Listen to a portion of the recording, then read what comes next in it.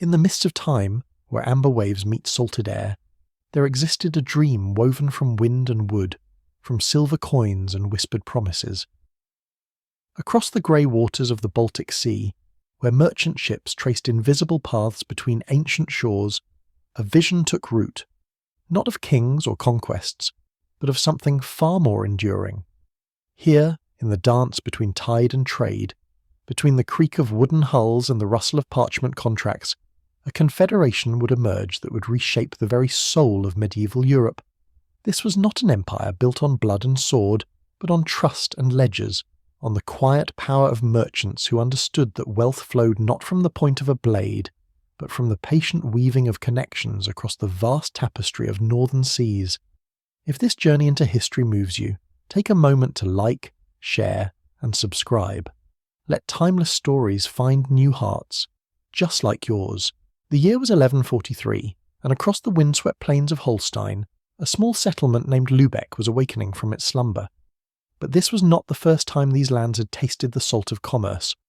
Long before the great cathedral spires would pierce the Baltic sky, before the red brick warehouses would line the Trave River, there had been others who understood the magic of trade. In the shadows of history, the Vikings had carved their dragon-proud ships through these same waters, their vessels heavy with amber, furs, and the strange treasures of distant lands.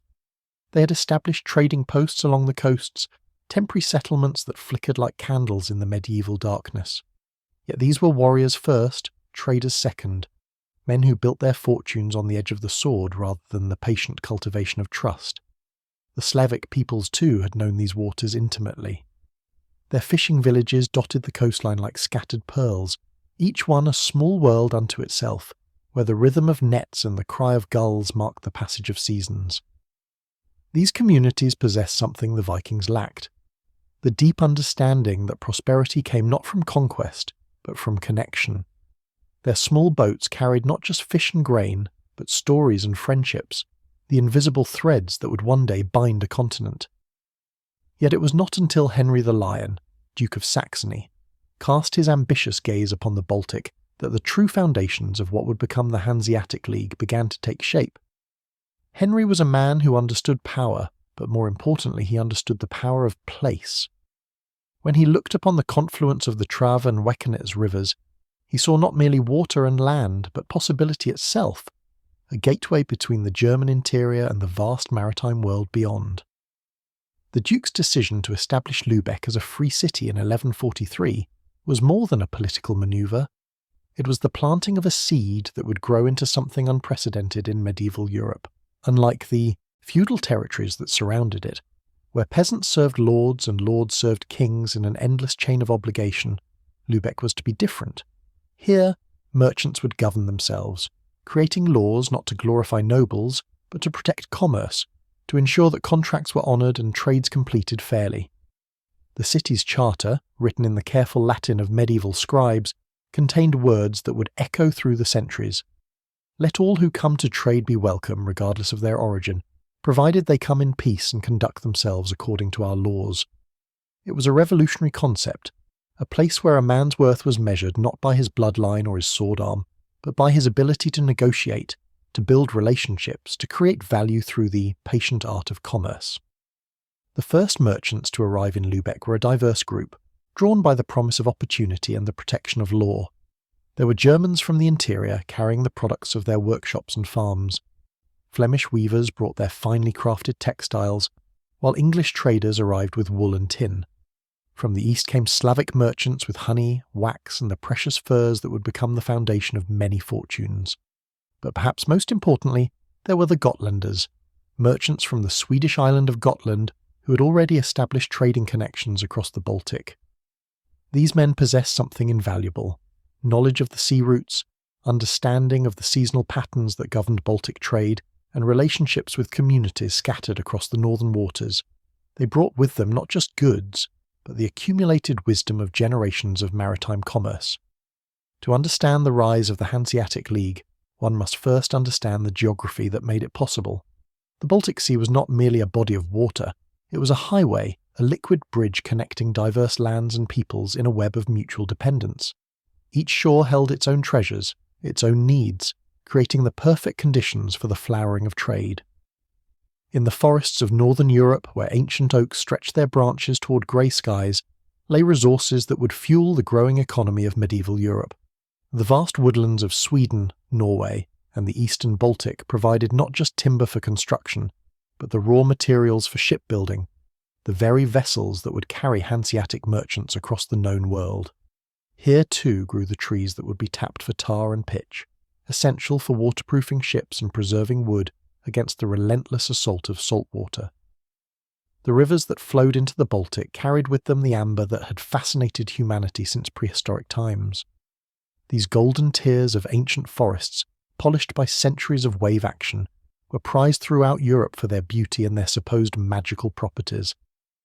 Amber became one of the first luxury goods to flow through the emerging Hanseatic network, creating fortunes for those who could control its collection and distribution.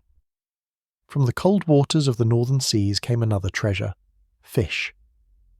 The Baltic herring runs were legendary, bringing millions of silver fish into the nets of coastal communities. But herring was more than food. It was a commodity that could be preserved, transported, and sold throughout Europe. The techniques for salting and smoking fish, developed over generations by Baltic communities, would become crucial to the success of Hanseatic merchants. The eastern shores of the Baltic, particularly the lands that would become Russia and Lithuania, offered their own riches. Here, vast forests yielded not only timber, but also the furs that were essential for survival in the harsh northern climate. Beaver, marten, and the precious sable were trapped and traded, making their way westward through the growing network of Hanseatic connections. From these same lands came honey and beeswax, valuable not only for their sweetness, but for their role in the medieval economy. Honey as a preservative and sweetener, wax for candles and sealing documents. The southern shores of the Baltic, where the great rivers like the Vistula and Oder flowed northward, served as conduits for the products of the European interior. Grain from the fertile plains of Poland and Prussia found its way to the sea through these river systems, while salt, that most precious of preservatives, was carried northward from the mines of Central Europe.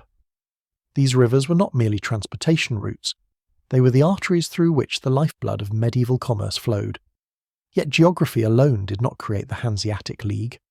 The Baltic Sea, for all its resources, was a dangerous place for medieval sailors. Storms could arise with little warning, turning calm waters into mountains of grey foam. The sea froze in winter, trapping ships and cutting off trade for months at a time. Rocky coasts and hidden shoals claimed vessels and lives with regularity. Navigation was a skill passed down through generations, combining careful observation of winds and tides with an almost mystical understanding of the sea's moods. The Hanseatic merchants would learn to work with these natural rhythms rather than against them. They developed seasonal trading patterns, using the long summer days of the northern latitudes to maximum advantage, while hunkering down during the harsh winter months. They established networks of safe harbours and created detailed knowledge of sea routes that would be passed down through merchant families like precious heirlooms. The island of Gotland, strategically positioned in the middle of the Baltic, became a natural hub for this growing trade network. Its sheltered harbours could accommodate the increasing number of merchant vessels, while its position made it an ideal meeting point for traders from all corners of the Baltic world. The merchants of Gotland, skilled in the arts of navigation and negotiation, became the early pioneers of Baltic commerce, establishing the precedents and practices that would eventually be adopted by the entire Hanseatic Confederation. In the flickering candlelight of medieval counting houses, where the scratch of quill pens on parchment provided the only sound beyond the distant cry of gulls, the true architecture of the Hanseatic League was being constructed. This was not a structure of stone and mortar, but of trust and reputation, of carefully maintained relationships and the sacred bonds of commercial honour. The merchants of the 12th century operated in a world without banks as we know them today, without instant communication or guaranteed enforcement of contracts. A merchant sending goods from Lübeck to Novgorod had to trust that his partners hundreds of miles away would honour their agreements, that his goods would be sold fairly, and that his profits would be returned to him. This trust was not given lightly. It was earned through years of careful dealing, through the demonstration of reliability and honour in every transaction. The foundation of this trust was the guild system. an innovation that would prove crucial to the success of the Hanseatic League. Unlike the craft guilds that governed artisans in most medieval cities, the merchant guilds of the Baltic were associations of equals bound together by mutual interest and shared risk. Members of these guilds were not just business partners, they were brothers in a very real sense, committed to each other's success and survival.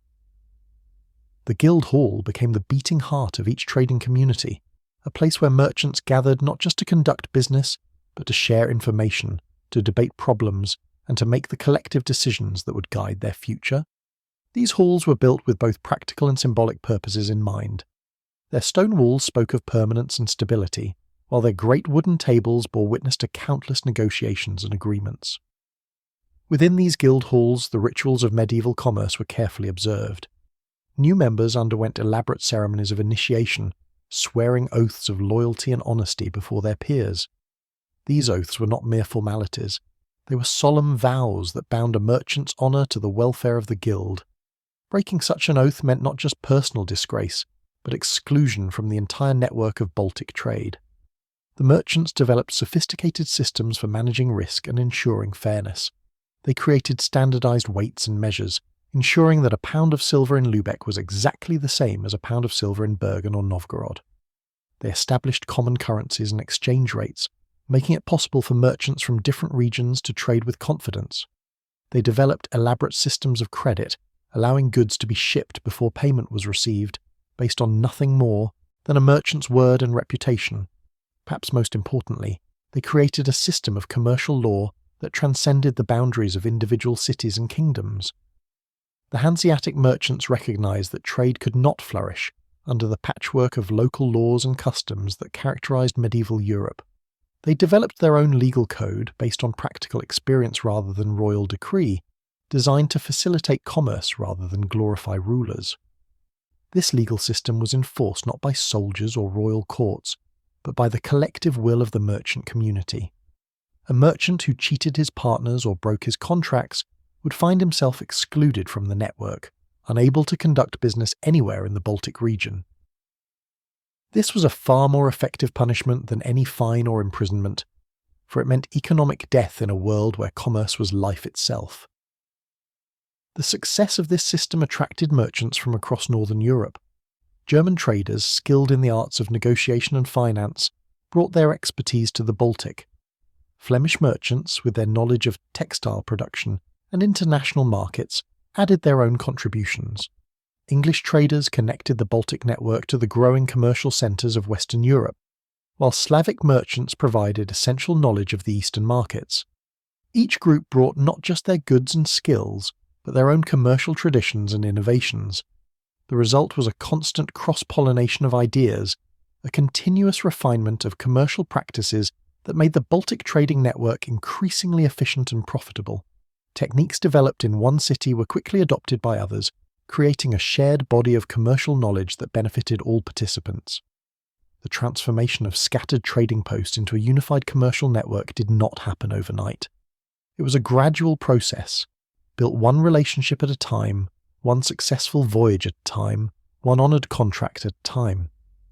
The early partnerships that would eventually grow into the Hanseatic League were forged in the practical necessities of medieval commerce, where cooperation was not just advantageous but essential for survival. The first formal partnership between Baltic trading cities was established in the year 1159, when Lübeck and Hamburg agreed to mutual protection of their merchants and standardization of their commercial practices. This was not a treaty between kings or princes, but an agreement between merchant communities, a recognition that their interests were better served by cooperation than by competition.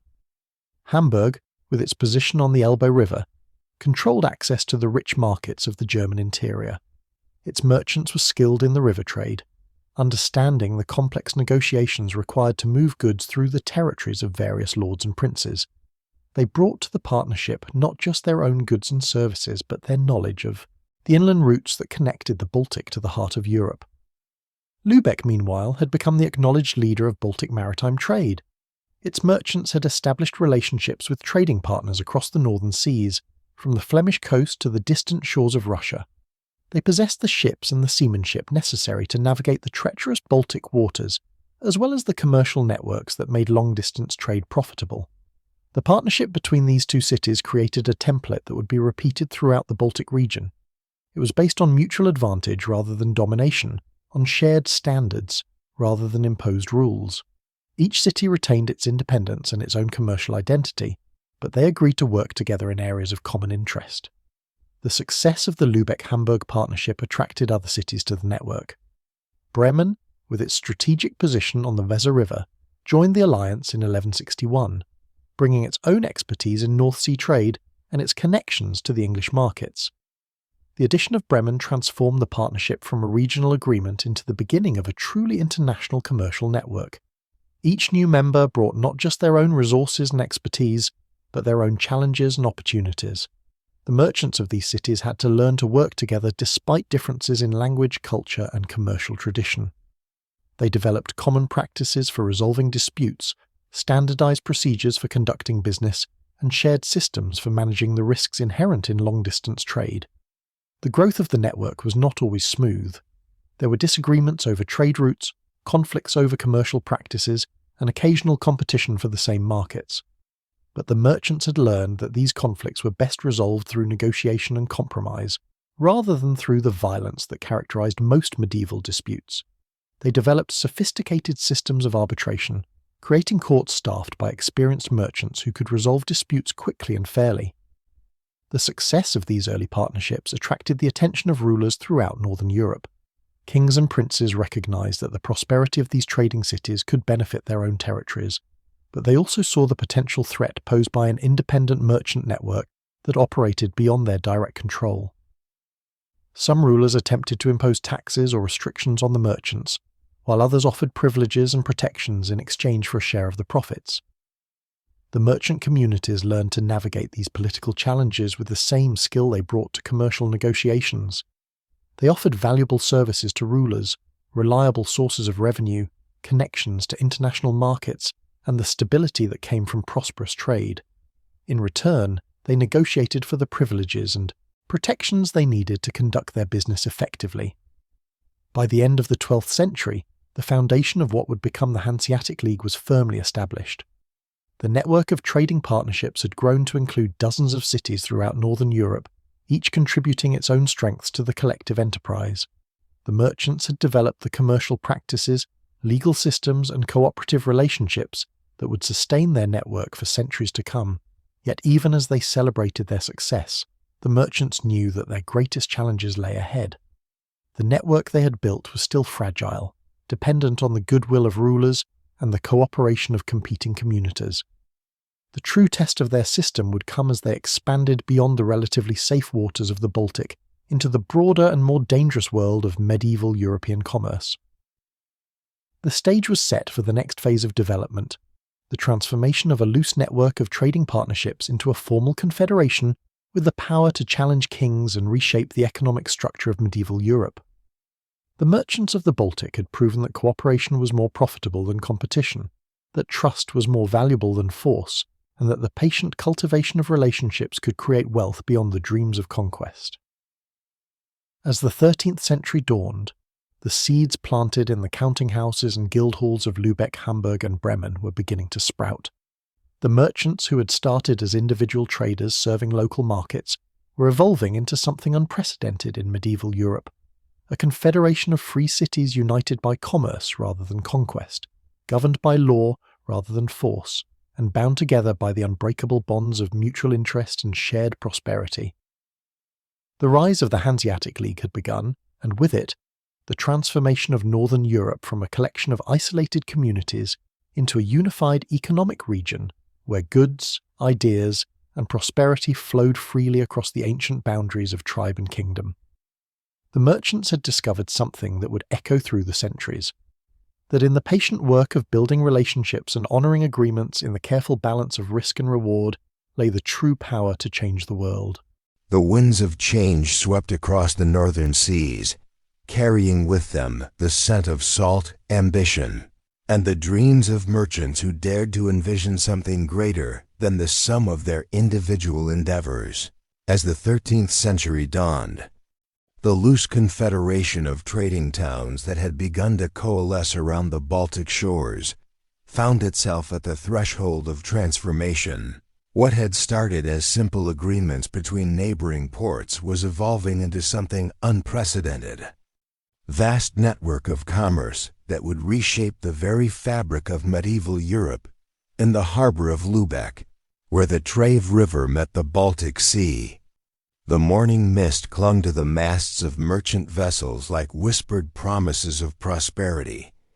The city had emerged as the beating heart of this growing confederation, its brick Gothic architecture rising proudly above the waterline, a testament to the wealth that flowed through its streets like golden rivers.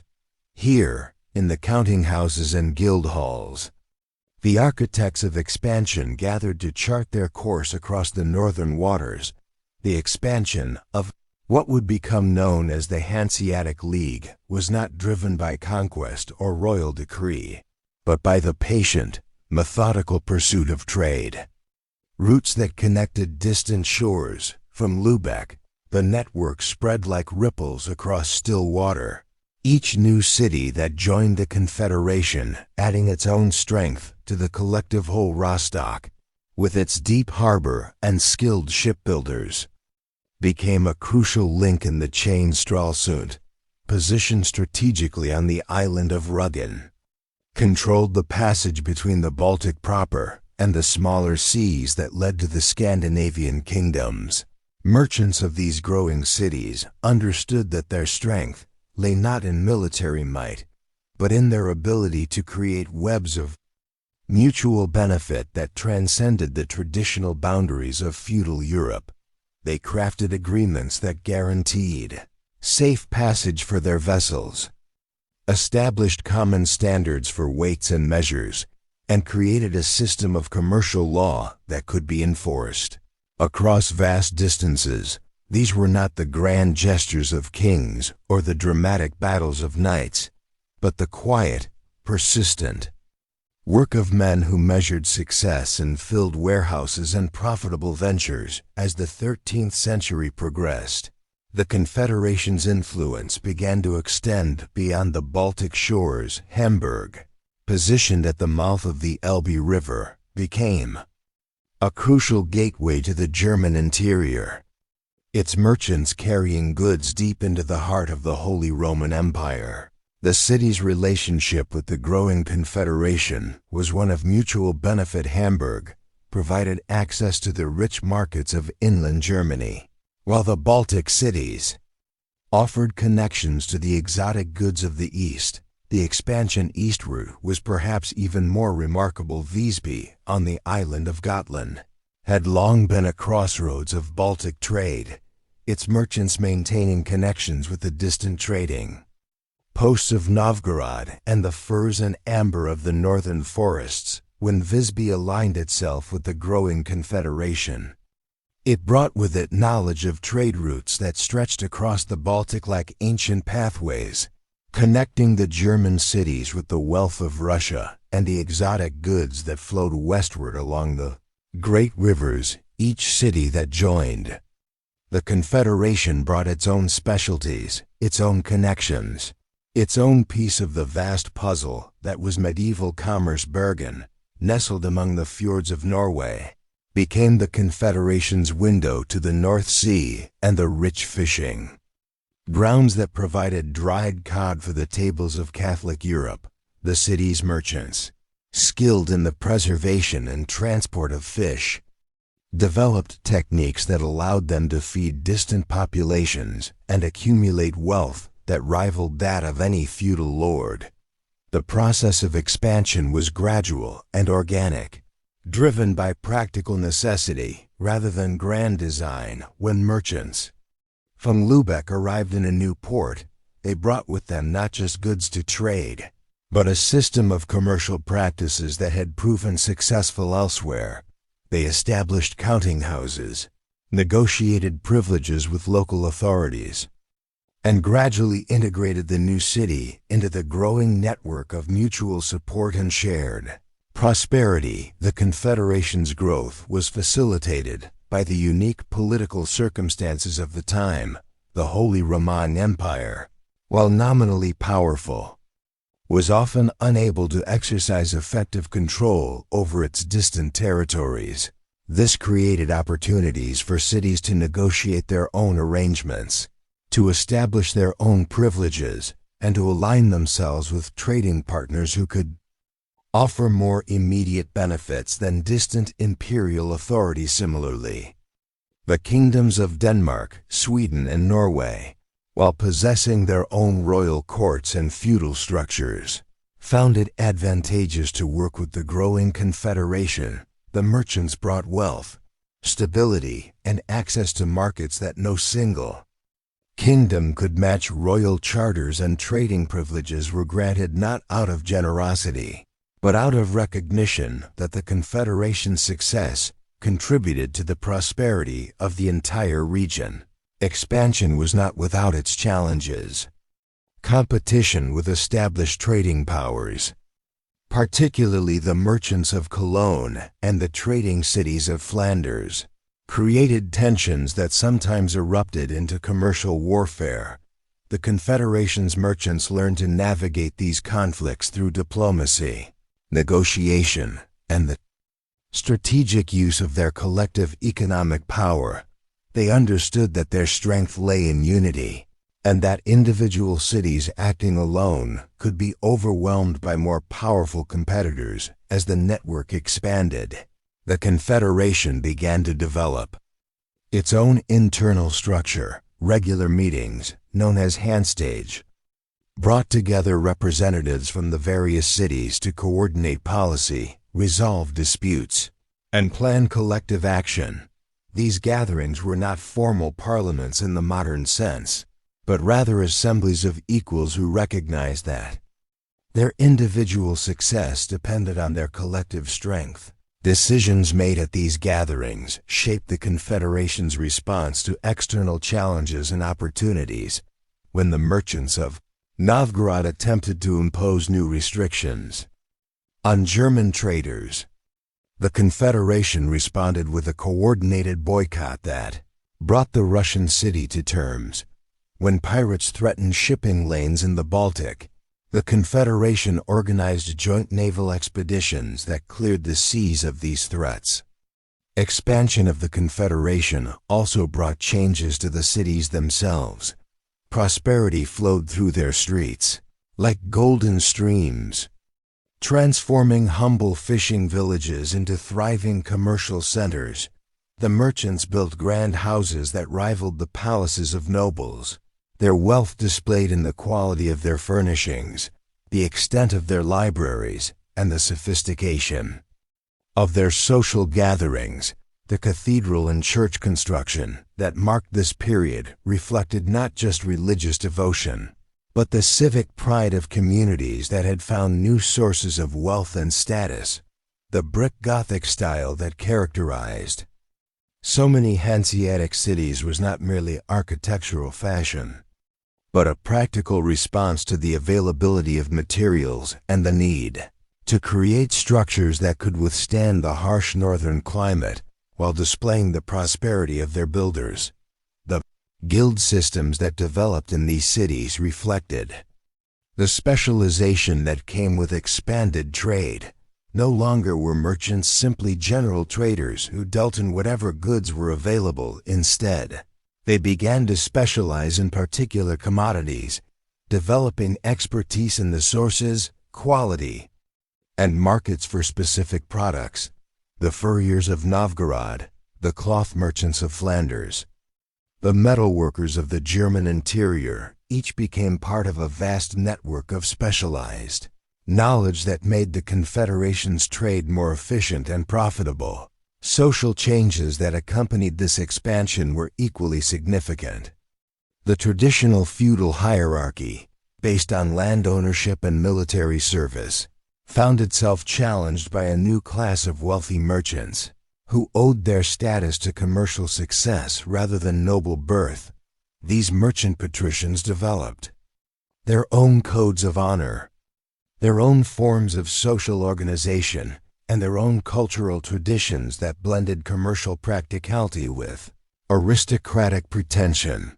Expansion period also saw the development of new forms of financial organization, the credit instruments, that allowed merchants to conduct business across vast distances, the banking houses that facilitated international trade, and the insurance systems that protected against the risks of sea travel, all emerged from the practical needs of the expanding Confederation. These innovations would later influence the development of capitalism throughout Europe, but their origins lay in the counting houses and merchant halls of the Hanseatic cities.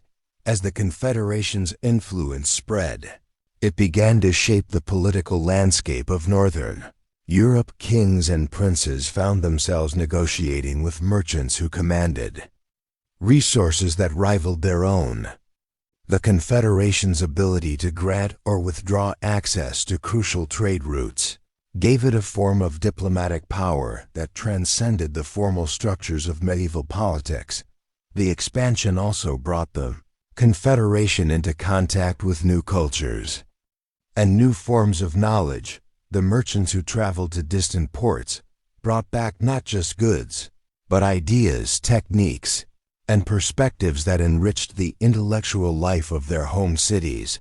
The libraries and schools that flourished in the Hanseatic cities reflected this cosmopolitan influence, creating centers of learning that attracted scholars from across Europe. The period of expansion was marked by a series of key developments that shaped the Confederation's character: the establishment of permanent trading posts in foreign cities, the negotiation of comprehensive trade agreements with distant kingdoms, and the development of standardized commercial practices all contributed to the Confederation's growing influence and effectiveness. The Baltic Sea, once a barrier between distant lands, transformed under the influence of the growing Confederation into a vast highway of commerce and connection. The waters that had once been traversed only by the bravest fishermen and the occasional royal expedition now carried a constant stream of merchant vessels, their holds filled with the goods that bound the cities of the Confederation together in bonds of mutual prosperity. Development of these maritime highways was both a cause and a consequence of the Confederation's expansion. As more cities joined the network, the volume of trade increased, creating incentives for investment in larger ships, better navigation techniques, and more sophisticated port facilities. The cog, a sturdy sailing vessel designed specifically for the conditions of the Baltic and North Seas, became the workhorse of this expanding trade network. These vessels, with their deep hulls and single square sails, were perfectly adapted to the needs of medieval commerce. They could carry substantial cargoes while being operated by relatively small crews, making them economically efficient for the long voyages that connected the Confederation cities. The shipbuilders of Lübeck, Hamburg, and other Confederation cities developed techniques for constructing these vessels that made them both seaworthy and cost-effective. Routes that these ships followed became as familiar to the merchants of the Confederation as the streets of their own cities. The journey from Lübeck to Visby, across the open waters of the Baltic, was a well-traveled path that connected the Confederation's western cities with the crucial eastern trading posts. The route northward to Bergen, through the dangerous waters of the Skagerrak and along the Norwegian coast, brought the dried cod and other northern products that were essential to the Confederation's trade. The development of these maritime highways required more than just ships and skilled sailors. The Confederation's merchants invested heavily in the infrastructure needed to support their expanding trade. Lighthouses and beacons were constructed to guide vessels safely through dangerous waters. Harbor improvements, including the construction of deeper docks and better storage facilities, allowed for the efficient handling of the increasing volume of goods. The navigational knowledge that developed during this period was carefully guarded and systematically improved. The sea captains and navigators who commanded the Confederation's vessels developed detailed knowledge of currents, winds, and hazards that was passed down through generations of maritime families. This knowledge was not merely practical, but represented a form of intellectual capital that gave the Confederation a significant advantage over its competitors.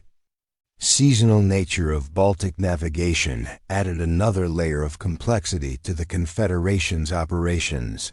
The northern waters were impassable during the winter months, when ice closed the harbors and made sea travel impossible. This created a natural rhythm to the Confederation's trade, with intensive periods of activity during the spring and summer months, followed by winter periods when merchants tallied their profits and planned for the following year. The Confederation's merchants learned to work with these natural rhythms, developing systems for storing goods during the winter months and for coordinating their activities across the network of cities. The great merchant houses that emerged during this period were characterized by their ability to plan and execute complex commercial operations that spanned multiple seasons and involved numerous cities.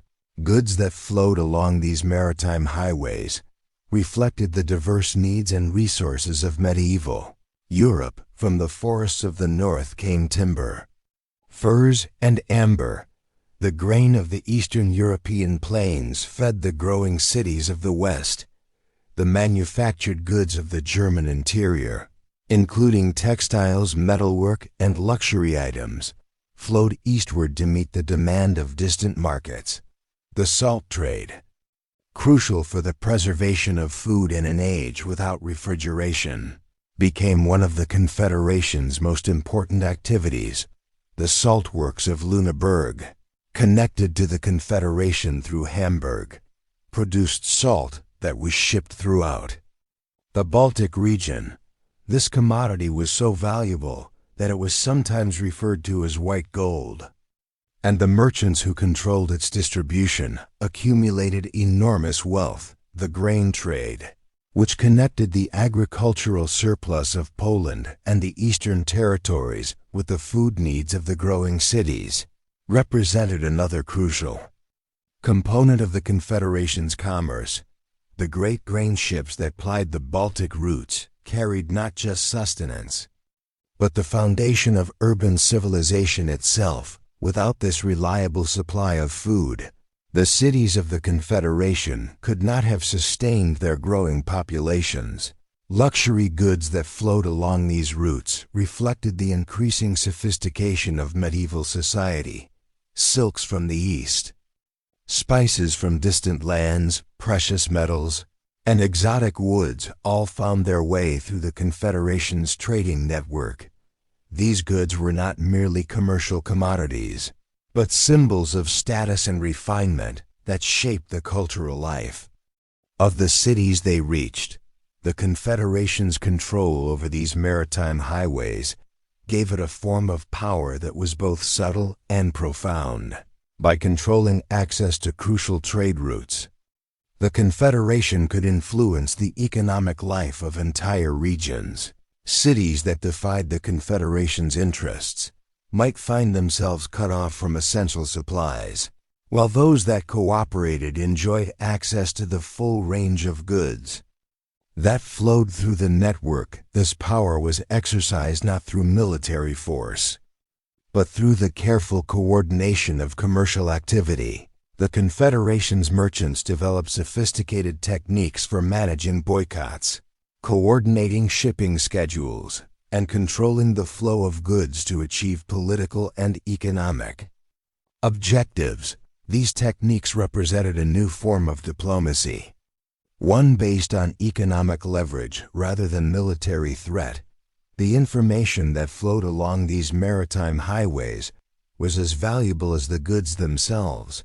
News of political developments, changes in market conditions, and emerging opportunities traveled with the merchant vessels, creating a communication network that kept the Confederation cities informed about developments throughout the region. This information advantage was crucial to the Confederation's success, allowing its merchants to respond quickly to changing conditions and to identify new opportunities before their competitors. Standardization of commercial practices that emerged from the Confederation's control of these routes had far-reaching effects. The weights and measures used in one city became standard throughout the network. The commercial law that governed disputes in one port was applied in others. The credit instruments that facilitated trade in one location were honored throughout the Confederation. The standardization reduced transaction costs and made trade more efficient, contributing to the Confederation's competitive advantage. The cultural exchange that occurred along these maritime highways was as important as the economic activity. The merchants who traveled these routes brought with them not just goods, but ideas, artistic styles, and technological innovations. The architectural similarities between Hanseatic cities, the spread of Gothic building techniques, and the development of similar legal and commercial institutions all reflected the cultural unity that emerged from this constant interaction. The development of these maritime highways also had environmental consequences.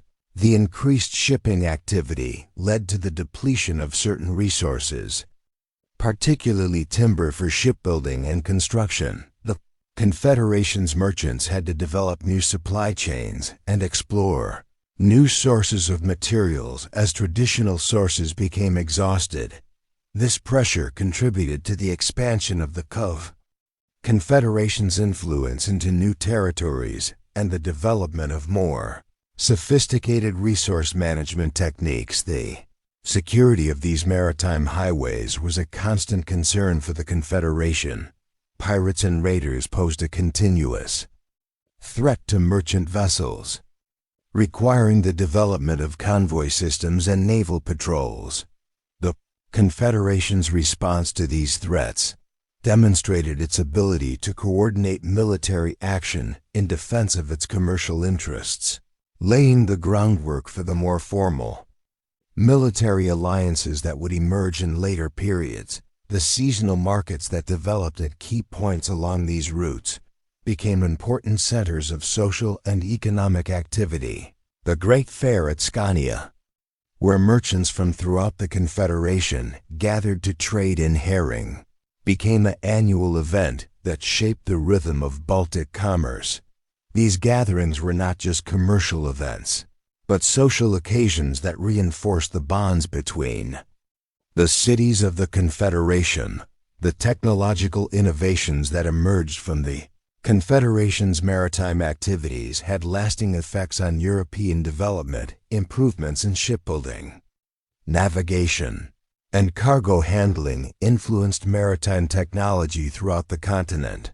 The Confederation's merchants were among the first to adopt new techniques and to adapt them to the specific conditions of northern European trade. As the Confederation's maritime network matured, it began to influence the development of inland transportation systems. The rivers and roads that connected the Confederation's ports to their hinterlands became increasingly important, leading to investments in canal construction, road improvement, and the development of inland transportation networks.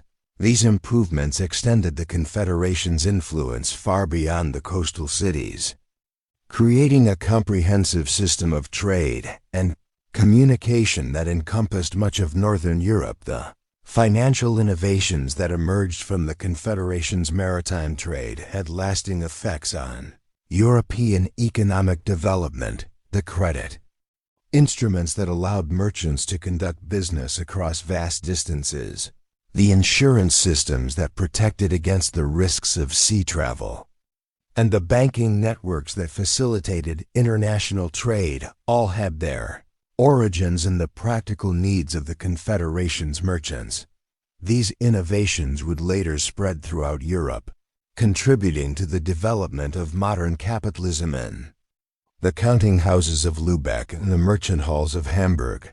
A new form of wealth was being created, not the wealth of land or sword, but the wealth of connection and knowledge. The Confederation's merchants had discovered that information was as valuable as any cargo, and that the networks they created to move goods could also move ideas, opportunities, and influence across the vast expanse of medieval Europe. The golden networks that emerged from the Confederation's commercial activities were built on relationships that transcended the traditional boundaries of medieval society.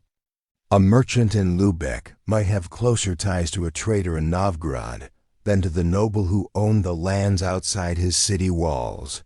A ship captain from Bergen might carry letters and messages that connected royal courts across the Baltic, serving as an unofficial diplomat in a world where official diplomatic channels were limited and unreliable. These networks were maintained through a complex system of mutual obligations and shared interests. The Confederation's merchants understood that their individual success depended on the prosperity of the entire network. They developed sophisticated methods for sharing information, coordinating activities, and supporting each other in times of difficulty. The bonds that held these networks together were not legal contracts, but relationships of trust and mutual benefit that had been tested over years of successful collaboration. Flow of information through these networks was as carefully managed as the flow of goods, news of political developments, changes in market conditions, and emerging opportunities was shared selectively, with the most valuable information being reserved for the most trusted partners. The Confederation's merchants developed codes and ciphers to protect sensitive information, and they created systems for verifying the authenticity of messages that traveled across long distances. The speed with which information traveled through these networks gave the Confederation a significant advantage over its competitors. While official diplomatic channels might take weeks or months to carry news from one court to another, the Confederation's merchants could transmit crucial information in a matter of days. This information advantage allowed the Confederation to respond quickly to changing conditions and to identify new opportunities before they became widely known. The cultural exchange that occurred through these networks was as important as the economic activity.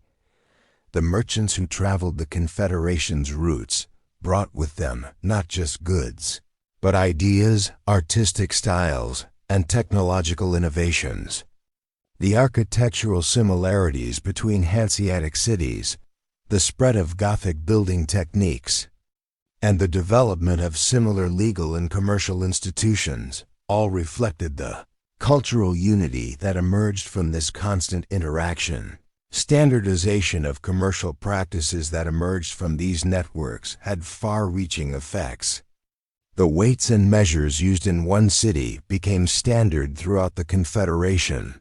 The commercial law that governed disputes in one port was applied in others. The credit instruments that facilitated trade in one location were honored throughout the network. This standardization reduced transaction costs and made trade more efficient, contributing to the Confederation's competitive advantage. The Confederation's networks also served as channels for the spread of new technologies and techniques.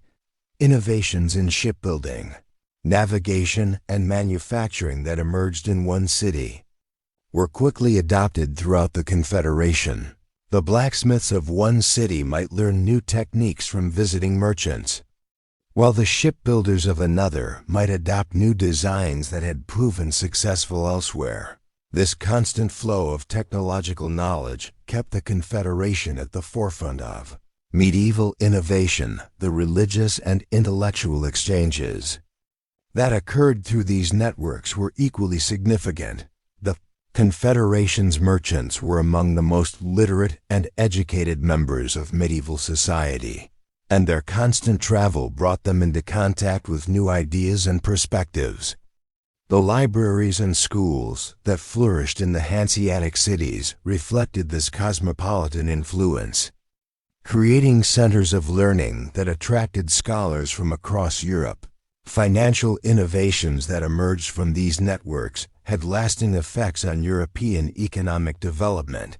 Credit instruments that allowed merchants to conduct business across vast distances, the insurance systems that protected against the risks of sea travel, and the banking networks that facilitated international trade all had their origins in the practical needs of the Confederation's merchants. These innovations would later spread throughout Europe, contributing to the development of modern capitalism. The Confederation's networks also served as channels for political influence. The merchants who controlled these networks had access to information and resources that were valuable to kings and princes throughout the Kigo region. The Confederation's ability to grant or withdraw access to crucial trade routes gave it a form of diplomatic power that transcended the formal structures of medieval politics. The social changes that accompanied the development of these networks were profound. The traditional feudal hierarchy, based on land ownership and military service, found itself challenged by a new class of wealthy merchants who owed their status to commercial success rather than noble birth.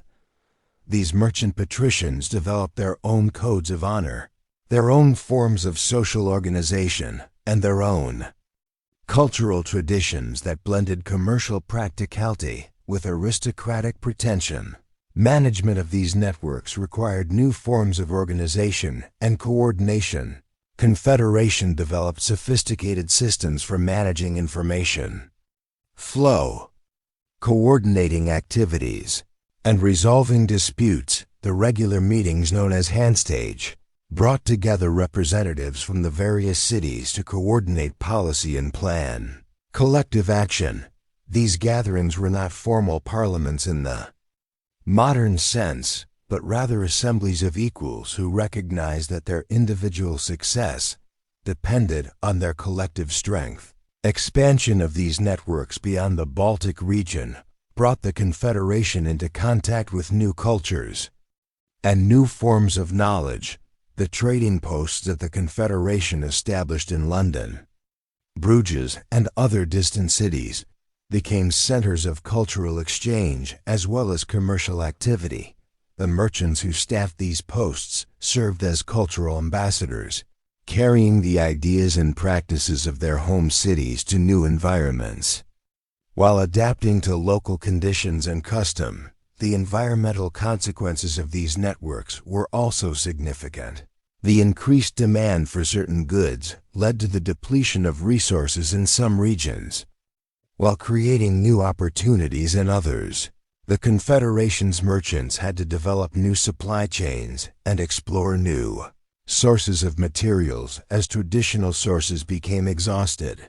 This pressure contributed to the expansion of the Confederation's influence into new territories and the development of more sophisticated resource management techniques. The security of these networks was a constant concern for the Confederation. The information and resources that flowed through these channels were valuable targets for pirates, bandits, and hostile governments. The Confederation developed sophisticated methods for protecting its networks, including the use of coded messages, trusted intermediaries, and redundant communication channels. The Confederation's response to threats against its networks demonstrated its ability to coordinate defensive action in protection of its commercial interests. Legal frameworks that emerged from these networks had lasting effects on European jurisprudence. The commercial law that governed disputes within the Confederation was based on practical needs rather than theoretical principles. The courts that adjudicated these disputes developed precedents and procedures that influenced the development of commercial law throughout Europe. The Confederation's emphasis on arbitration and mediation, rather than formal litigation, created models for dispute resolution that were adopted by other commercial organizations. The seasonal rhythms that governed these networks reflected the natural constraints of medieval transportation and communication. The winter months, when Baltic navigation was impossible, became periods of intensive planning and preparation. Spring and summer months, when sea travel was possible, were times of intense activity and communication. The Confederation's merchants learned to work with these natural rhythms, developing systems for storing information during the winter months and for coordinating their activities across the network of cities during the active season. The competitive advantages that emerged from these networks were both immediate and long-lasting. The Confederation's merchants could respond more quickly to changing conditions than their competitors. They had access to better information about market conditions and opportunities, and they could coordinate their activities more effectively. These advantages were not based on superior resources or technology, but on the superior organization and coordination that the networks provided. The cultural legacy of these networks extended far beyond the Confederation's commercial activities. The idea that prosperity could be achieved through cooperation rather than conquest, that information and knowledge were valuable resources, and that networks of mutual benefit could transcend traditional political boundaries, all emerged from the Confederation's experience. These ideas would later influence the development of modern international relations and global commerce. As the Confederation's networks matured and expanded, they began to take on a life of their own. The relationships and institutions that had been created to serve commercial purposes began to serve broader social and cultural functions. The networks that had been designed to move goods and information began to move ideas, artistic styles, and cultural practices. The Confederation's greatest achievement was not the wealth it created, but the connections it forged between distant peoples and places, connections that would endure long after the Confederation itself had faded from prominence. The golden networks that the Confederation created represented a new form of power in medieval Europe, not the power of the sword or the crown, but the power of connection and cooperation. These networks demonstrated that wealth and influence could be created through voluntary association rather than force, and that the bonds of mutual benefit could be stronger than the bonds of feudal obligation. In the counting houses and merchant halls of the Hanseatic cities, a new vision of European civilization was taking shape, one that would influence the development of the continent for centuries to come. The merchants who created and maintained these networks understood that they were participating in something larger than individual commercial ventures. They were creating a new form of civilization, one based on trade rather than warfare, on cooperation rather than domination, on the voluntary association of free cities rather than the imposed authority of feudal lords. The golden networks they created were not just commercial enterprises, but expressions of a new vision of human society, one that would echo through the centuries and influence the development of modern Europe. As the second phase of the Confederation's development drew to a close, the golden networks had become the foundation of a new form of power and influence, the merchant princes who controlled. These networks commanded resources that rivaled those of kings, and their influence extended across the vast expanse of northern Europe. The stage was set for the next phase of the Confederation's evolution, when these networks would be tested by war, challenged by changing political conditions, and ultimately transformed by the forces of historical change that would reshape the medieval world. The counting houses fell silent as evening approached. their ledgers closed and their secrets safely stored.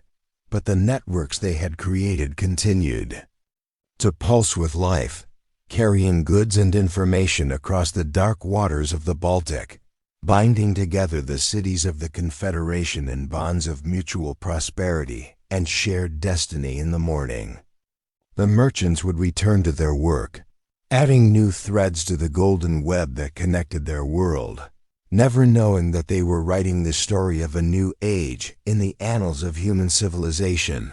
The Kofun 14th century arrived like a merchant ship heavy with promise, its sails billowing with the winds of prosperity that would carry the Hanseatic League to heights unimaginable to its humble founders in the counting houses of Lübeck, where candlelight flickered across ledgers thick with ink and profit. The League's true power began to crystallize, no longer merely a collection of trading partners. It had become something far more profound, a maritime empire built not on conquest, but on the patient accumulation of wealth and the careful cultivation of trust. The League's vessels now moved across the Baltic like a merchant navy, their hulls laden with the treasures of a dozen nations. From the amber beaches of the Baltic coast came the golden tears of ancient forests, transformed into jewelry that would grace the necks of nobility. From London to Novgorod, the furs of Russian winters, thick and lustrous, found their way to the markets of Bruges and Bergen, while the silver of Bohemian mines flowed through Hanseatic channels to fund the growth of cities that had scarcely existed a century before. In this golden age, the League's influence extended far beyond the realm of commerce.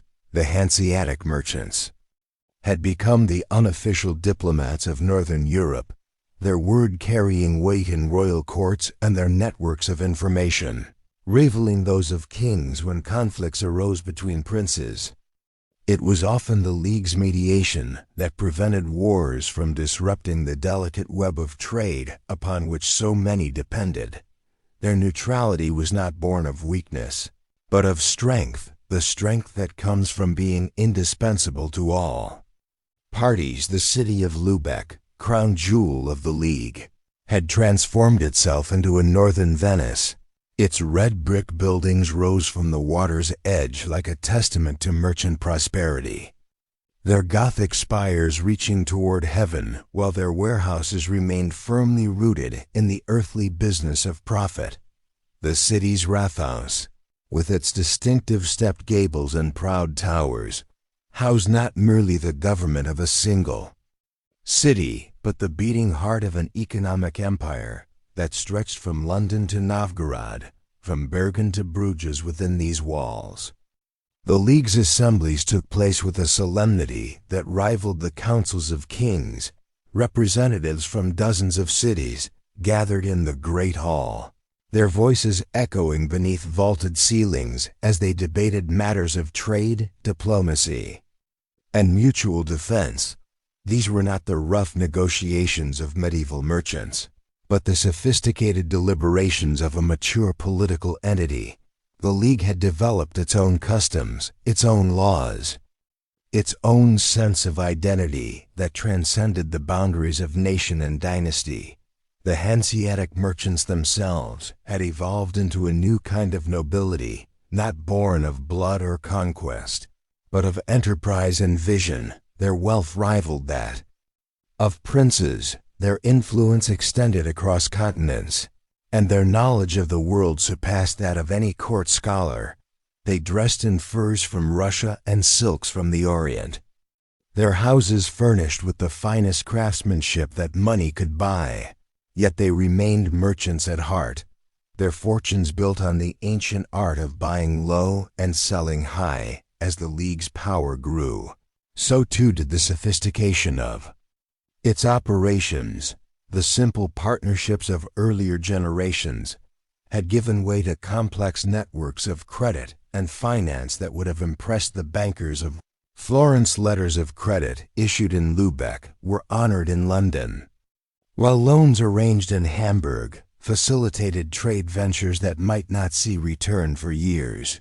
The League had created its own financial system, independent of the whims of kings and the vagaries of royal treasuries. The discovery of silver in the mountains of Bohemia and the expansion of mining operations across Central Europe created a river of precious metal that flowed inevitably toward the Hanseatic ports. This was not mere chance, but the result of careful cultivation of relationships with miners, smelters, and the local nobility who controlled the sources of wealth. The League's merchants had positioned themselves as the essential intermediaries in this trade. Their warehouses in Hamburg and Lübeck becoming the clearinghouses for the silver that would fuel the expansion of commerce across Northern Europe. The impact of this silver trade cannot be overstated. It provided the League with the capital necessary to finance ever larger ventures, to build the great ships that would carry their goods to distant shores, and to establish the permanent trading posts that would become the foundations of their empire. More importantly, it gave them a commodity that was universally valued, a form of wealth that could be converted into influence in any court, any market, any negotiation. The silver routes became the arteries of the League's power, carefully guarded and jealously protected along these routes. The League established a network of allies and dependencies that extended far beyond the traditional boundaries of the Hanseatic cities. Mining communities in the mountains found themselves tied to the League's system, their prosperity dependent on the continued flow of silver to the Baltic ports. Local nobles discovered that their wealth was inextricably linked to the League's success, creating a web of mutual interest that strengthened the merchant's position immeasurably. With silver came power, and with power came responsibility. The League found itself drawn into conflicts that had little to do with trade, but everything to do with the protection of their interests.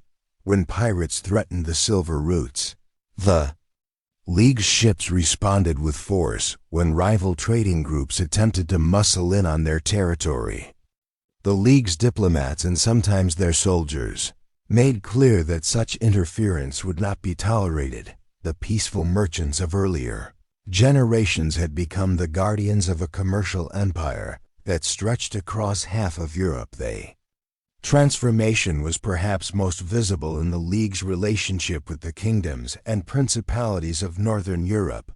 No longer supplicants seeking trading privileges, the Hanseatic merchants now negotiated from positions of strength. Their loans financed royal campaigns, their ships carried royal messages, and their support could make the difference between success and failure in the complex politics of medieval Europe. Kings, who had once granted trading rights as favors, now found themselves dependent on the continued goodwill of the League. This shift in the balance of power was not lost on the League's leaders. They understood that their position, while strong, was also precarious. Unlike the military might of kings or the spiritual authority of the Church, the League's power was based on economic necessity, a foundation that could shift with changing circumstances. They therefore pursued their interests with a combination of boldness and caution, always ready to advance when opportunity arose, but equally prepared to retreat when prudence demanded. The silver trade also brought the League into contact with new cultures and new ideas. The routes that carried precious metals also carried knowledge, techniques, and innovations that would transform the League's operations. New methods of accounting, developed in the commercial centers of Italy, found their way to the Baltic. Navigational techniques pioneered in the Mediterranean were adapted for the rougher seas of the north. The League had become not merely a conduit for goods, but a channel for the exchange of ideas and innovations that would shape the future of commerce. In the great halls of European palaces, where tapestries depicted the glories of war and the virtues of kings, a new form of power was taking shape. The Hanseatic merchants, with their ledgers and their letters of credit, had become as essential to the functioning of royal courts as the traditional courtiers and counselors. Their influence was subtle but pervasive, like the scent of roses that could transform the atmosphere of an entire garden without announcing its presence. The League's diplomatic corps had evolved into something unique in medieval Europe, a professional body of negotiators who served not a single ruler, but the collective interests of the merchant cities. These men, chosen for their intelligence, their knowledge of languages, and their understanding of the complex web of relationships that bound Europe together, moved through the courts of Europe with the confidence of ambassadors and the practical wisdom of experienced traders. Their methods were as different from traditional diplomacy as the League itself was different from traditional kingdoms, where royal ambassadors might threaten war or promise military alliance. The Hanseatic diplomats spoke of trade routes and commercial opportunities. They understood that the promise of prosperity was often more compelling than the threat of destruction, and that the withdrawal of economic support could be as devastating as any military defeat. The League's diplomatic success was perhaps most evident in their relationship with England. The English court, traditionally suspicious of foreign merchants, had gradually come to recognize the Hanseatic traders as essential partners in the kingdom's prosperity. The League's London Steelyard had become more than a trading post. It was a symbol of the mutual dependence that bound the two powers together. English wool flowed to the League cities, while Hanseatic goods filled English markets, creating a relationship that survived wars, dynastic changes, and the shifting alliances of European politics. This diplomatic revolution extended beyond bilateral relationships to influence the very structure of European politics. The League's representatives were present at every major negotiation, their voices heard in every significant decision that might affect the flow of trade. They had become the guardians of commercial stability in a world that was often torn by political upheaval, their influence working like a stabilizing force that prevented conflicts from escalating into disasters that would benefit no one. Sophistication of the League's diplomatic operations was matched by their intelligence-gathering capabilities. Their merchants, scattered across Europe and beyond, formed a network of information that rivaled anything available to kings or princes. News of political changes, of potential conflicts, of new opportunities or emerging threats, flowed through the League's channels with remarkable speed and accuracy. This information was not merely collected but analyzed, synthesized, and used to inform decisions that would affect the prosperity of the entire Confederation. The League's diplomatic archives, housed in the great libraries of Lübeck and Hamburg, contained treaties and agreements that would have been the envy of any royal chancellery. These documents, written in Latin, German, and the local languages of dozens of European communities, represented the accumulated wisdom of generations of commercial negotiation. They were more than mere contracts. They were the constitutional documents of a new form of political organization, one based on mutual economic interest rather than feudal obligation or dynastic loyalty. The Baltic Sea, that great inland ocean that had once seemed so vast and forbidding to the earliest German settlers, had become the League's private lake. From the Danish Straits to the Gulf of Finland, from the Swedish archipelago to the Pomeranian coast, the waters carried the ships of the Hanseatic merchants like a private navy serving the interests of commerce rather than conquest. The transformation was complete. The sea that had once been a barrier had become a highway, and the League controlled the traffic upon it. The League's naval power was not built on warships in the traditional sense, but on the evolution of the merchant vessel into something approaching a floating fortress. The great cogs that plied the Baltic routes were armed with crossbows and later with early cannons. Their crews trained not only in the arts of navigation and seamanship, but in the skills of combat. These were not mere traders, but maritime warriors, prepared to defend their cargoes and their routes against any threat that might arise. The control of the sea lanes brought with it responsibilities that the League had never sought, but could not avoid. Pirates and raiders, drawn by the wealth that flowed through the Baltic, found themselves facing not scattered merchant vessels, but a coordinated naval response. The League's ships hunted pirates with the same systematic efficiency that characterized their commercial operations, clearing the seas of threats that might disrupt the delicate balance of trade upon which their prosperity depended. League's maritime dominance was perhaps most dramatically demonstrated in their conflicts with the kingdoms of Denmark and Norway. These traditional naval powers, accustomed to treating the Baltic as their own domain, found themselves challenged by an opponent unlike any they had faced before. The League's ships fought not for glory or territorial conquest, but for the more practical goal of keeping the sea lanes open for commerce. Their victories were measured not in battles won, but in goods delivered, not in territories conquered, but in markets preserved. The Battle of Grisons in 1362 marked the moment when the League's naval power achieved full maturity, facing a Danish fleet that sought to reimpose royal control over the Baltic trade routes.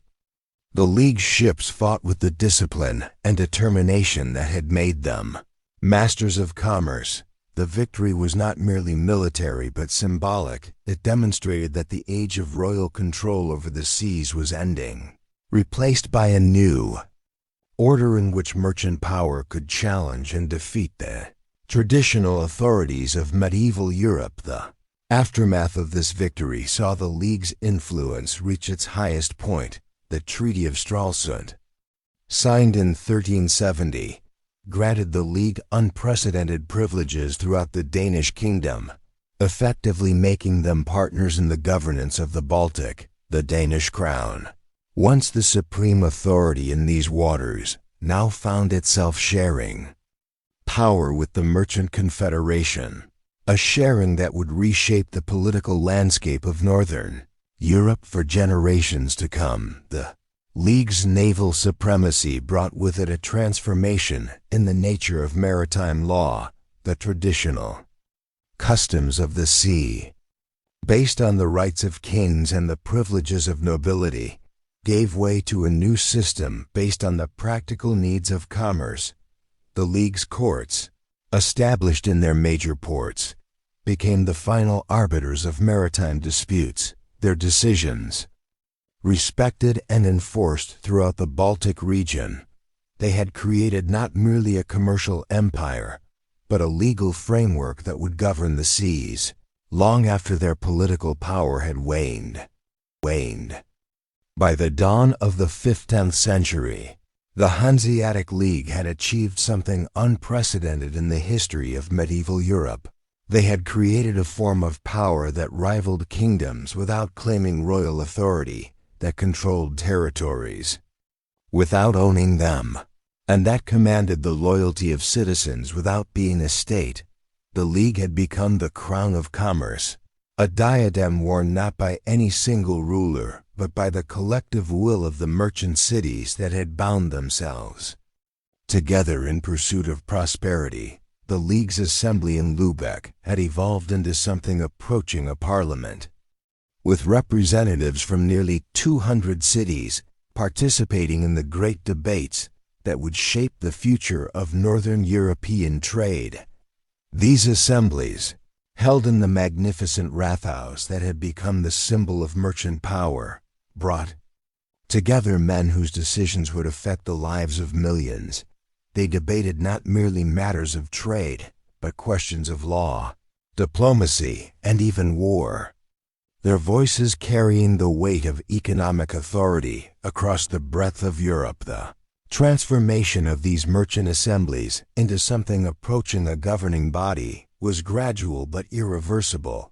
The League's decisions, once merely recommendations among trading partners, now carried the force of law in the member cities. The League's courts handled disputes not only between merchants, but between cities themselves. The League's treasury, fed by contributions from the member cities, financed not only commercial ventures, but military campaigns and diplomatic missions that served the collective interests of the Confederation. The League's influence extended far beyond the traditional boundaries of commerce into the realm of culture and learning. The great merchant families of Lübeck, Hamburg, and Bremen had become patrons of the arts, their wealth supporting the construction of magnificent churches and civic buildings that rivaled anything built by royal patronage. The League's cities had become centers of learning, their schools and libraries nurturing the intellectual development that would eventually contribute to the Renaissance that was beginning to stir in the South. The architecture of the League's cities reflected their unique position in medieval society. The great merchant houses, with their distinctive stepped gables and proud facades, proclaimed the wealth and status of their owners, while remaining fundamentally practical in their design. The warehouses and counting houses that lined the harbors were built not merely for efficiency but for beauty. Their red brick walls and Gothic windows, creating a distinctive aesthetic that would become synonymous with Hanseatic prosperity. The League's cultural influence was perhaps most evident in their contribution to the development of maritime law and commercial practice. The customs and procedures that had evolved in the League's counting houses and courts became the standard. Throughout Northern Europe, the League's merchants had created a new form of capitalism, one based not on the exploitation of feudal obligations, but on the careful cultivation of mutual advantage. Their methods of finance, their techniques of negotiation, and their standards of commercial conduct would influence the development of European commerce for centuries to come. The religious life of the League's cities also reflected their unique character, while remaining firmly within the Catholic tradition. The League's merchants had developed a practical approach to spirituality that emphasized the virtue of honest dealing and the sanctity of commercial agreements. Their churches, magnificent structures that dominated the skylines of the Hanseatic cities, were built not merely as expressions of faith, but as symbols of the community's prosperity and divine favor. The League had created a commercial culture that was simultaneously worldly and spiritual. Practical and idealistic, the 15th century brought new challenges and new opportunities to the League's carefully constructed empire. The discovery of new sources of wealth in the Americas, the development of new trade routes to the Orient, and the rise of new commercial centers in the Atlantic world threatened to shift the balance of European commerce away from the Baltic. The League, which had built its power on the control of Northern European trade, found itself facing competition from directions it had never anticipated. League's response to these challenges revealed both the strengths and the limitations of their system. Their wealth, accumulated over centuries of careful commerce, gave them resources that few could match. Their experience in international trade, their networks of relationships, and their sophisticated understanding of commercial law provided advantages that newer competitors lacked. Yet their very success had created institutional constraints that made adaptation difficult. The League had become so perfectly adapted to the world of medieval commerce that the transition to the emerging modern world would prove challenging. The rise of the German princes posed a particular threat to the League's autonomy. The Holy Roman Empire, long weakened by internal divisions and external pressures, was beginning to reassert its authority over the German territories, the League's cities, which had enjoyed virtual independence for centuries, found themselves under increasing pressure to acknowledge imperial authority. The delicate balance between commercial autonomy and political loyalty that had served the League so well was becoming increasingly difficult to maintain. The League's diplomatic efforts to maintain their position in this changing world demonstrated their continued skill in the arts of negotiation. Their representatives worked tirelessly to preserve the privileges and immunities that had made their prosperity possible, adapting their arguments to the new realities of European politics while maintaining the essential core of their interests. They understood that their survival depended not on military might, but on their ability to make themselves indispensable to the new powers that were reshaping Europe.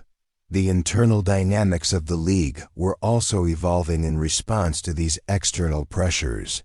The unity that had characterized the Confederation in its earlier years was beginning to show signs of strain as individual cities pursued their own interests with increasing independence. The great merchant families that had once worked together in pursuit of common goals were now competing with each other for the shrinking opportunities of the changing world. The League's assembly in Lübeck, once the unquestioned center of merchant power, found its authority challenged by member cities that no longer saw collective action as the path to prosperity. Despite these challenges, the League's achievements during this period were remarkable. Their adaptation to the new techniques of banking and finance, their exploration of new markets and new products, and their continued innovation in the arts of commerce demonstrated that the merchant spirit that had created the League remained strong. The League cities continued to prosper, their warehouses filled with goods from around the world, their counting houses busy with the calculations that would determine the fate of ventures spanning continents. The League's influence on the development of European capitalism during this crucial period cannot be overstated. Their techniques of organization, their methods of finance, and their standards of commercial conduct provided models that would be adopted throughout Europe. The League had created not merely a commercial empire, but a new form of economic organization, one that would influence the development of capitalism. For centuries to come, their legacy would outlive their political power, embedded in the very structure of European commerce. As the 15th century drew to a close, the League stood at the pinnacle of its achievement, yet also at the threshold of its greatest challenges. The world that had nurtured their growth was changing, and the League would need to adapt or face the fate of all institutions that cannot evolve with the times. The merchants of Lübeck, as they gathered in their great hall for what would prove to be among the last of the truly powerful assemblies, could not have foreseen that they were witnessing the end of an era. The golden age of the Hanseatic League was reaching its zenith. But like all golden ages, it carried within itself the seeds of its own transformation. The tides of change began to whisper through the cobblestone streets of Lübeck and Bergen, Hamburg and Novgorod, carrying with them the scent of distant spices and the promise of new worlds beyond the familiar Baltic waters. The year was 1492, and while Christopher Columbus set sail toward horizons unknown, the merchants of the Hanseatic League felt the first tremors of a transformation that would reshape the very foundations of their maritime empire. In the counting houses of Bruges, where Hanseatic merchants had once weighed silver against amber, with confident hands, an unsettling quiet had begun to settle like morning mist over the canals. The great cloth halls, once echoing with the multilingual negotiations of Baltic traders, now stood witness to a subtle but profound shift in the currents of commerce. Portuguese vessels, their holds heavy with gold dust and ivory from the African coast, had begun to frequent the Low Countries with increasing regularity, their captains. Speaking of routes that bypassed the traditional northern passages entirely, the League's representatives, gathered in their traditional assemblies, observed these developments with the measured concern of men who had witnessed centuries of commercial evolution. Yet beneath their composed exteriors, a growing unease stirred. The maritime routes that had once funneled the wealth of the East through Baltic waters were beginning to flow along different channels, guided by the magnetic pull of oceanic discoveries that rendered the traditional overland passages increasingly obsolete in Lisbon. Vasco da Gama's ships returned from the Indies laden with treasures that had previously traveled the ancient Silk Road through Constantinople and the German territories. The spices that had once passed through Hanseatic warehouses in Novgorod and Reval now arrived directly at Western European ports.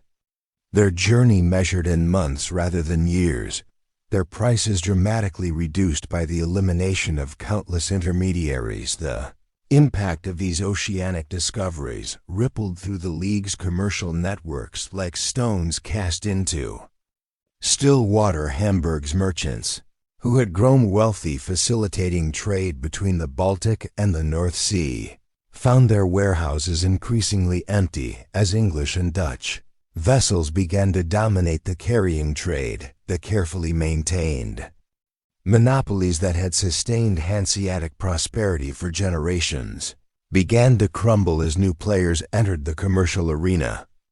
Armed with superior naval technology and backed by the resources of emerging nation-states in the Grand Hall of the Lübeck Rathaus, where the League's leaders had once dictated terms to kings and emperors, the assembled merchants spoke in hushed tones of the challenge posed by these new maritime powers.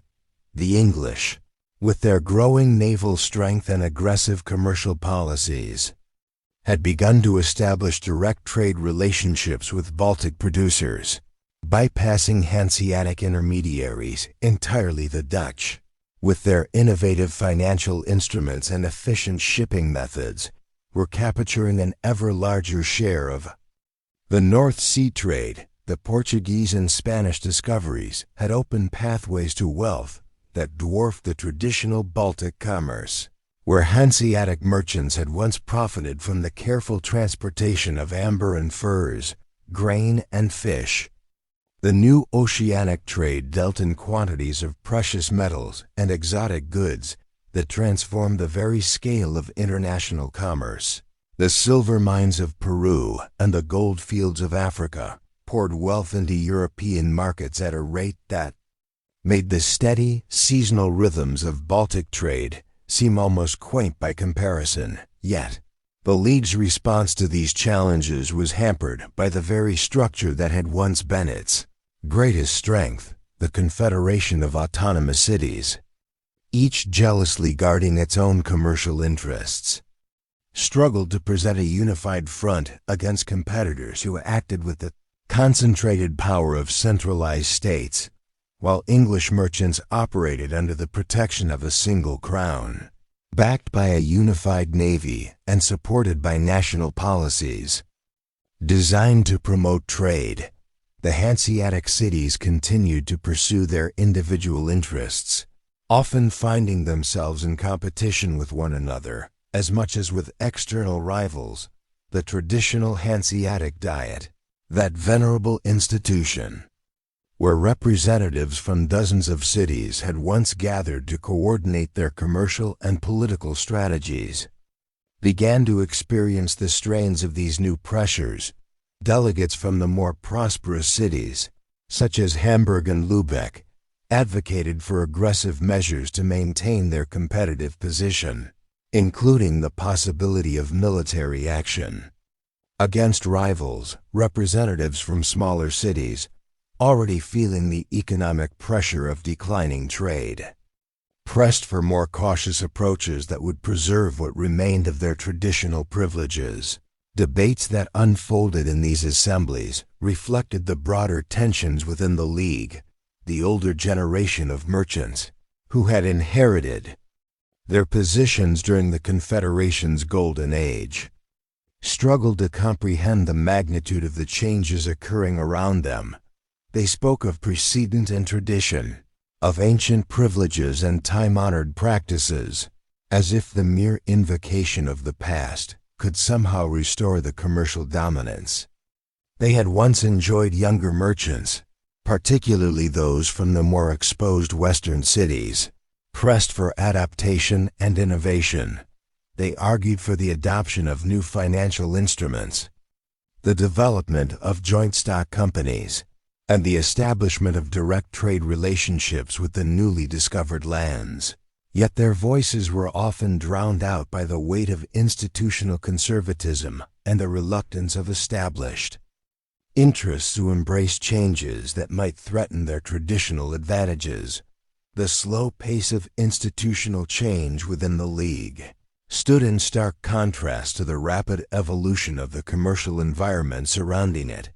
While Hanseatic merchants debated the merits of various proposals in their traditional assemblies, English and Dutch competitors moved swiftly to establish new trade routes, form innovative business partnerships, and develop more efficient methods of conducting international commerce. The political landscape of Northern Europe was undergoing a transformation as profound as the commercial revolution that challenged Hanseatic supremacy.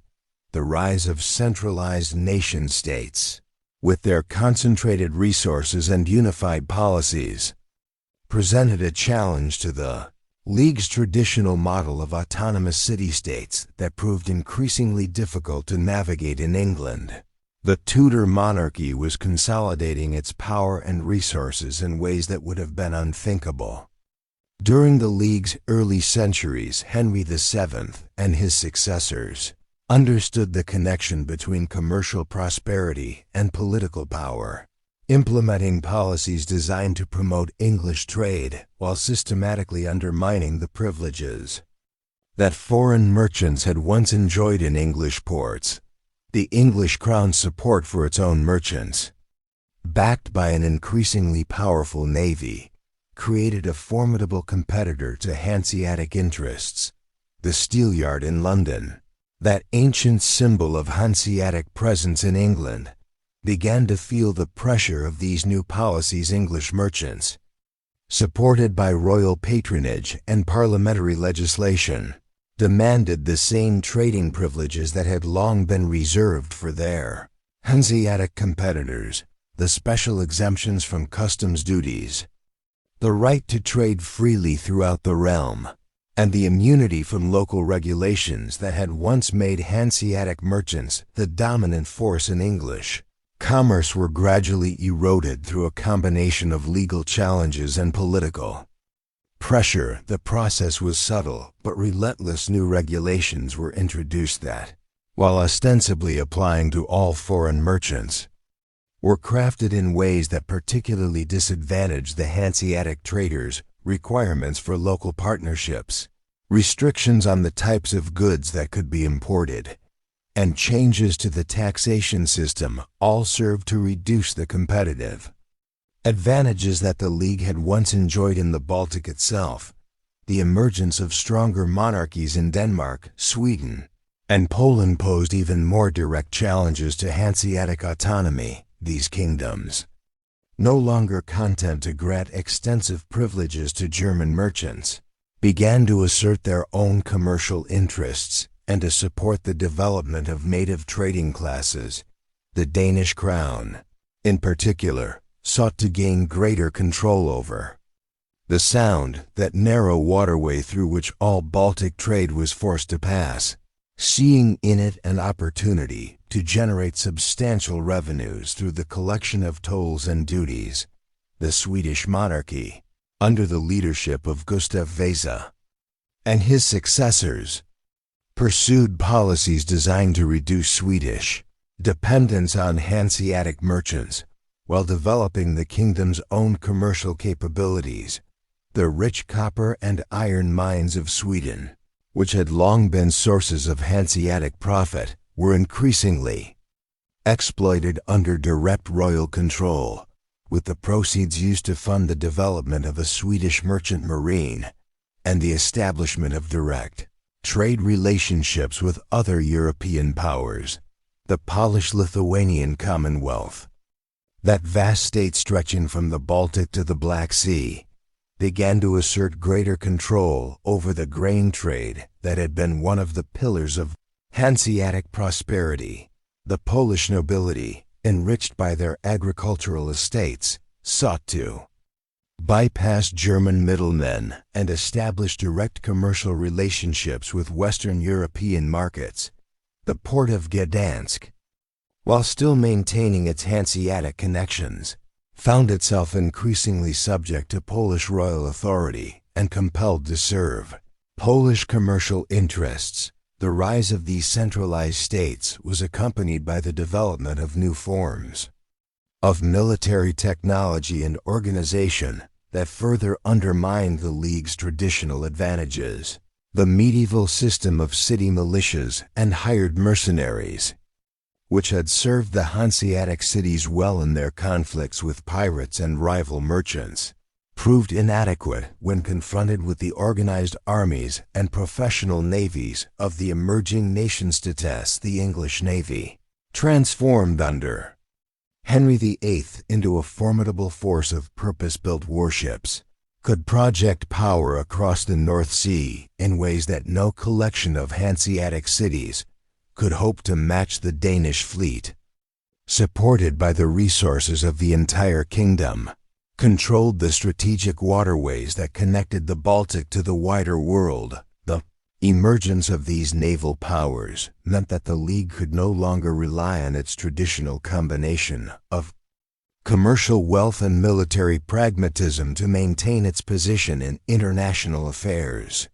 The diplomatic challenges posed by these developments were equally significant. The League's traditional approach to international relations, based on the negotiation of commercial privileges with individual rulers, became increasingly difficult to maintain as European politics evolved toward a system of competing nation-states. The complex web of alliances and treaties that characterized the emerging European state system required forms of diplomatic engagement that were difficult for a confederation of autonomous cities to sustain. The Holy Roman Empire, that ancient political framework within which many of the Hanseatic cities had traditionally operated, was itself undergoing transformation. The rise of Habsburg power and the religious conflicts that would eventually tear the empire apart created new sources of instability that affected the League's operations. Cities found themselves increasingly compelled to choose sides in conflicts that had little to do with their commercial interests but everything to do with their political survival.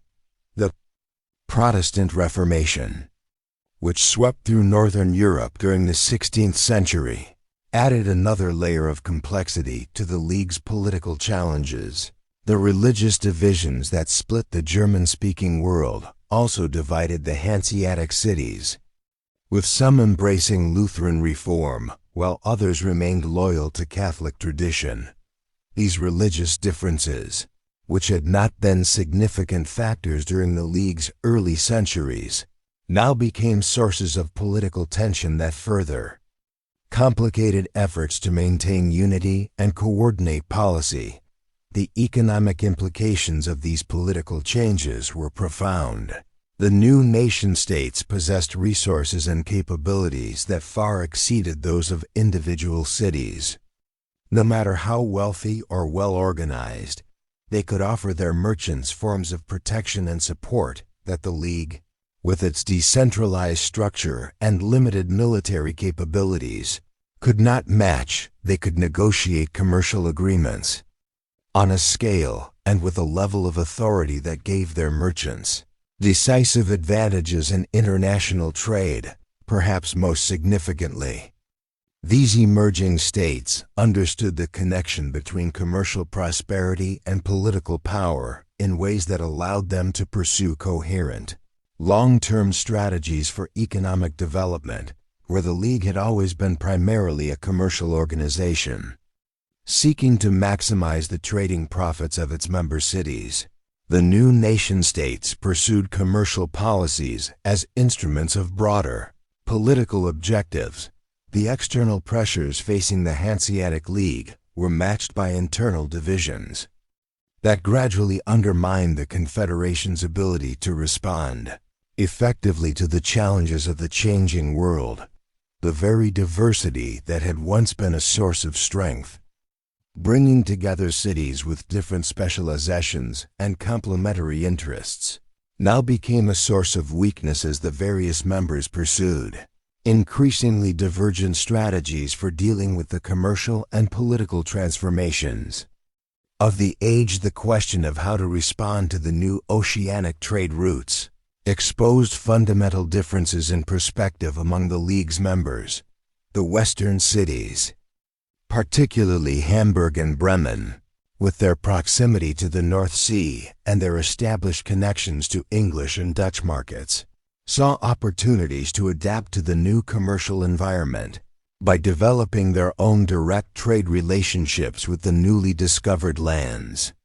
Their merchants spoke of following the Portuguese and Spanish example, of establishing Hanseatic trading posts in the Americas and Africa, of competing directly with the emerging oceanic powers, the eastern cities, whose wealth had traditionally been based on the Baltic trade and whose connections to the Russian and Polish markets remained vital to their prosperity, viewed such proposals with suspicion and concern. They argued that the League's strength lay in its traditional focus on Northern European commerce, that attempts to compete globally would only dissipate resources that were better concentrated on defending established positions in familiar markets. These differences in strategic vision were complicated by the varying economic positions of the different cities. The larger, more prosperous members, such as Lübeck and Hamburg, possessed the resources to contemplate major new investments and to weather the transitional difficulties that adaptation to the new commercial environment would inevitably entail. Smaller cities, already struggling with declining trade and reduced revenues, lacked the capital necessary for such ambitious undertakings and feared that resources devoted to speculative ventures in distant lands would be unavailable for the defense of their immediate interests. The traditional system of decision-making within the League, based on consensus among the assembled representatives, proved increasingly inadequate for addressing these complex challenges. The lengthy debates that had once been a source of strength, allowing for the careful consideration of different perspectives and the development of policies that served the interests of all members, now became obstacles to effective action. While the League's assemblies debated the merits of various proposals, their competitors moved swiftly to establish new trade routes and secure commercial advantages. Financial burdens of maintaining the League's traditional activities also created sources of internal tension. The cost of maintaining representatives in foreign capitals, of negotiating and enforcing commercial agreements, and of providing the military protection that merchant ships required in dangerous waters, had traditionally been shared among the member cities according to their size and prosperity. As the overall volume of trade declined and the profitability of traditional Hanseatic commerce diminished, these financial obligations became increasingly burdensome. Some cities began to question whether the benefits of League membership justified the costs. The smaller members, in particular, found themselves contributing to the supportive activities that primarily served the interests of the larger cities, while receiving diminishing returns from their participation in the Confederation. The traditional principle of mutual support, which had been the foundation of Hanseatic solidarity, began to erode as individual cities pursued their own commercial interests with decreasing regard for the collective welfare. Emergence of new forms of business organization also created internal divisions within the League, the development of joint stock companies, which allowed for the pooling of resources from multiple investors, and the sharing of risks across large ventures, represented a significant departure from the traditional family-based trading enterprises that had dominated Hanseatic commerce. Some merchant families embraced these innovations, seeing in them opportunities to participate in the new oceanic trade and to compete more effectively with English and Dutch rivals. Other merchants, particularly those from the more conservative eastern cities, viewed these developments with suspicion. They argued that the new forms of business organization undermined the personal relationships and individual accountability that had been the foundation of the personal relationships and individual accountability that had been the foundation of Hanseatic commercial success. The idea of anonymous shareholders, of investment without direct participation in trading activities, seemed to them to represent a fundamental departure from the principles that had guided their ancestors to prosperity. These disagreements about business practices reflected deeper philosophical differences about the nature of commerce and the proper role of merchants in society. The traditional Hanseatic approach had emphasized the importance of personal relationships, of trust built through generations of dealing, and of the merchant's intimate knowledge of both his goods and his customers. The new commercial environment, with its emphasis on efficiency and scale, seemed to require a different approach that prioritized financial calculation over personal connection. The generational divide within the League became increasingly apparent as these changes unfolded. The older generation of merchants, who had inherited their positions during the Confederation's golden age, struggled to adapt to the new realities of international commerce. They continued to rely on traditional methods and relationships, expecting that the commercial advantages that had served their fathers would continue to serve them. Their resistance to change was not merely stubborn conservatism, but reflected a genuine belief that the principles that had built Hanseatic prosperity remained valid despite the changing circumstances. The younger generation, however, had grown up in a world where the traditional certainties of Baltic commerce were already being challenged. They were more willing to embrace new methods and to experiment with innovative approaches to business. Their perspective was shaped by the reality of competition from English and Dutch merchants who operated according to different principles and achieved success through different means. The educational backgrounds of these younger merchants also differed significantly from those of their predecessors, where the older generation had typically learned their trade through apprenticeship and practical experience. Many of the younger men had been educated in universities where they had been exposed to new ideas about commerce, finance, and international relations. This educational divide contributed to the growing gap between traditional and innovative approaches to business within the League. The religious divisions that affected Northern Europe during the 16th century also created internal tensions within the League. The Protestant Reformation, which found support in many of the German cities, created new sources of conflict that complicated the Confederation's traditional focus on commercial matters. Cities that had once cooperated seamlessly in pursuit of trade now found themselves divided by religious differences that affected their relationships with various European powers. The Catholic cities, such as Cologne, found themselves increasingly isolated within a confederation that was becoming predominantly Protestant.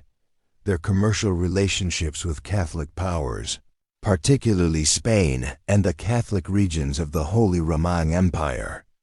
Sometimes conflicted with the interests of their Protestant partners, these religious divisions made it increasingly difficult to maintain the unified approach to foreign policy that had been essential to the League's success. The political implications of these internal divisions were severe. The League's traditional ability to speak with a single voice in international affairs, to negotiate from a position of strength based on the combined resources of its members, was steadily eroded by the growing tendency of individual cities to pursue their own diplomatic initiatives. The result was a confederation that increasingly resembled a collection of competing entities rather than a unified organization capable of effective collective action. The fundamental nature of international commerce was undergoing a transformation that challenged not only the Hanseatic League's traditional methods but the very assumptions upon which its prosperity had been built. The careful, seasonal rhythms of Baltic trade, with their predictable patterns of supply and demand, were being replaced by a more dynamic and unpredictable commercial environment, shaped by oceanic exploration and the emergence of global markets. The traditional Hanseatic approach to trade had been based on the principle of intermediation, of buying goods in one market and selling them in another, profiting from the difference in prices and the value added by transportation and storage. This model had worked well in a world where information traveled slowly and where the physical movement of goods was constrained by geography and transportation technology. The League's merchants had thrived by maintaining superior knowledge of market conditions, by developing reliable networks of suppliers and customers, and by providing the financial and logistical services that enabled trade to flow smoothly across the northern European region. The new commercial environment, however, was characterized by more direct relationships between producers and consumers, by the development of more efficient transportation methods, and by the availability of goods from previously unknown sources. The Portuguese and Spanish discoveries had introduced new products into European markets, items such as sugar, tobacco, and exotic spices that competed directly with traditional Baltic goods. These new products often commanded higher prices and offered greater profit margins than the fish, grain, and timber that had been the staples of Hanseatic commerce. The scale of the new oceanic trade also dwarfed the traditional Baltic commerce, where a successful Hanseatic merchant might ship a few hundred tons of goods per year. The new oceanic trading companies were moving thousands of tons of cargo in single voyages. The Portuguese pepper fleet, returning annually from the Indies, carried more valuable cargo than the entire annual turnover of many Hanseatic cities.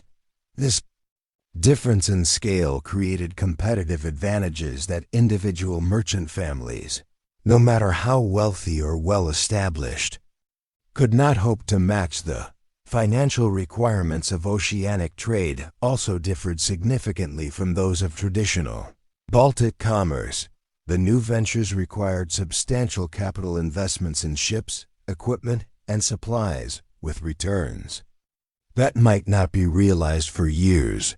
The risks were correspondingly greater, with the possibility of total loss through shipwreck, piracy, or market fluctuations.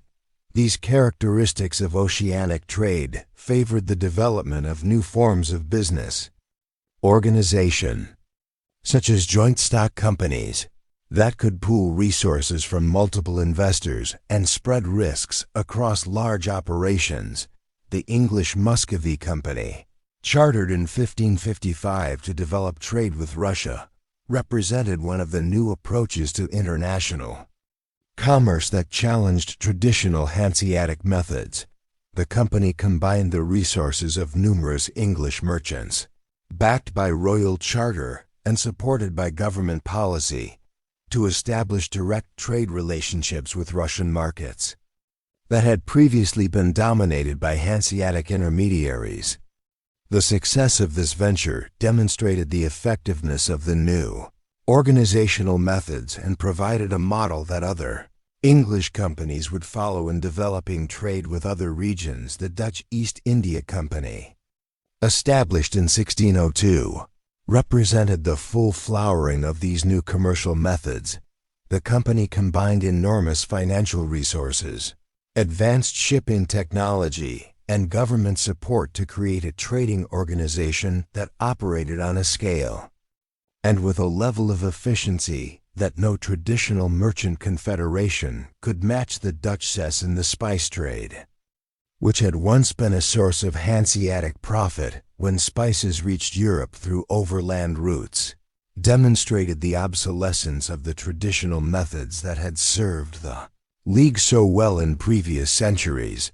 The development of new financial instruments also transformed the commercial environment in ways that CHALLENGED Hanseatic practices. The emergence of sophisticated banking systems, the development of credit instruments that could be transferred across international borders, and the creation of insurance mechanisms that allowed for the spreading of commercial risks, all contributed to the growth of a more complex and efficient commercial system. These financial innovations were particularly advanced in the Italian and Dutch cities, where merchant communities had embraced new methods of commercial finance that gave them significant advantages in international trade. The traditional Hanseatic approach to commerce had been based on personal relationships and direct dealings between merchants who knew each other well. The new commercial environment, however, was characterized by more impersonal transactions conducted through intermediaries and based on standardized contracts and financial instruments. This shift toward more formal and standardized commercial practices reduced the importance of the personal networks that had been one of the League's greatest strengths. The technological improvements in shipbuilding and navigation also contributed to the transformation of international trade. The development of larger, more efficient vessels capable of longer voyages reduced the importance of the intermediate ports that had been essential to traditional Baltic commerce ships that could sail directly from England to the Baltic or from the Low Countries to Russia without requiring the services of Hanseatic intermediaries, undermined one of the fundamental sources of the League's commercial advantage: the improvement in navigational techniques, particularly the development of more accurate charts and the adoption of new instruments for determining position at sea, made oceanic voyages more reliable and reduced the risks associated with long-distance trade. These technological advances were particularly beneficial to the emerging oceanic powers, which invested heavily in the development of navigational knowledge and shared information among their merchant communities in ways that gave them competitive advantages over more traditional trading organizations. The standardization of weights, measures, and currencies also contributed to the transformation of international commerce. The development of more uniform commercial standards reduced the transaction costs associated with international trade and made it easier for merchants to compare prices and evaluate opportunities across different markets. This standardization particularly benefited the larger commercial powers, which could impose their own standards on trading partners and create commercial systems that favored their own merchants. Emergence of new forms of commercial law and dispute resolution also affected the competitive position of traditional trading organizations. The development of more sophisticated legal systems for handling commercial disputes, the creation of specialized commercial courts, and the establishment of standardized procedures for enforcing contracts all contributed to the growth of a more predictable and efficient commercial environment. These legal innovations were particularly advanced in the emerging commercial centers, such as Amsterdam and London, where merchant communities had invested heavily in the development of commercial infrastructure. The changing nature of consumer demand also affected the League's traditional commercial activities. The growth of urban populations in Western Europe created new markets for consumer goods that differed significantly from the traditional Baltic commodities. The emerging middle classes in cities such as London and Paris demanded manufactured goods, luxury items, and exotic products that could not be supplied through traditional Northern European trade networks.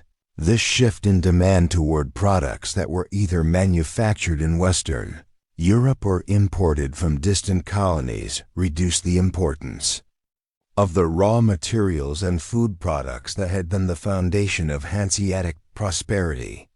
The development of domestic manufacturing in many European countries also reduced the demand for imported goods that had traditionally been supplied through Hanseatic networks. The growth of textile production in England, the development of metalworking industries in the German states, and the expansion of agricultural production in Eastern Europe all contributed to the creation of more self-sufficient regional economies that were less dependent on the intermediary services that had been the League's specialty. The League's response to these commercial transformations was hampered by the institutional conservatism that had developed during its centuries of success. The traditional methods that had served the Confederation so well in the past were difficult to abandon, particularly when they remained profitable for some members, even as they became less effective overall. Reluctance to embrace new approaches was reinforced by the decentralized structure of the League, which made it difficult to implement coordinated responses to changing conditions. Some individual cities and merchants within the League did attempt to adapt to the new commercial environment. Hamburg, in particular, developed new trading relationships with the emerging oceanic powers and invested in the development of more modern commercial practices. The city's merchants embraced some of the new financial instruments and business methods that were proving successful elsewhere, and Hamburg gradually evolved into a more modern commercial center that could compete effectively with its Dutch and English rivals. However, these individual adaptations were not sufficient to maintain the League's overall competitive position. The Confederation's traditional strength had been based on the coordination of activities among its member cities, on the ability to present a unified front in commercial negotiations, and on the sharing of resources and information among the member communities. As individual cities pursued their own adaptive strategies, often in competition with other League members, the Confederation's collective effectiveness was steadily eroded as the 17th century dawned. The Hanseatic League found itself fighting not merely for prosperity, but for relevance in a European commercial system that had evolved far beyond the structures and assumptions that had sustained its medieval greatness. The Confederation's leaders, gathered in increasingly sparsely attended assemblies, grappled with the painful recognition that their organization was becoming a relic of a bygone age, struggling to maintain its identity and purpose in a world that no longer required its services. The traditional Hanseatic Diet, once the supreme authority in Northern European commerce, now found itself debating matters of diminishing importance, while the real decisions that shaped international trade were being made in the boardrooms of joint stock companies, the councils of emerging nation-states, and the offices of innovative financial institutions. The delegates who still gathered in Lübeck spoke with the authority of cities whose commercial significance was steadily waning. Their deliberations increasingly focused on the preservation of ancient privileges rather than the development of new opportunities. The question of whether to formally dissolve the League or attempt to reform it fundamentally divided the remaining active members. The larger cities, particularly those that had successfully adapted to some degree to the new commercial environment, argued for a radical restructuring that would eliminate the smaller, less viable members and concentrate resources on activities that remained profitable. They proposed the creation of a more centralized organization that could operate more efficiently and compete more effectively with the emerging commercial powers, the smaller cities. However, viewed such proposals as tantamount to dissolution. Their representatives argued that the League's traditional principles of mutual support and shared governance were essential to its identity, and that any attempt to create a more hierarchical organization would destroy the very characteristics that had made the Confederation successful. They preferred to maintain the traditional structure, even if it meant accepting a reduced role in international commerce. The debate over reform reflected deeper questions about the nature of commercial organization in the modern world.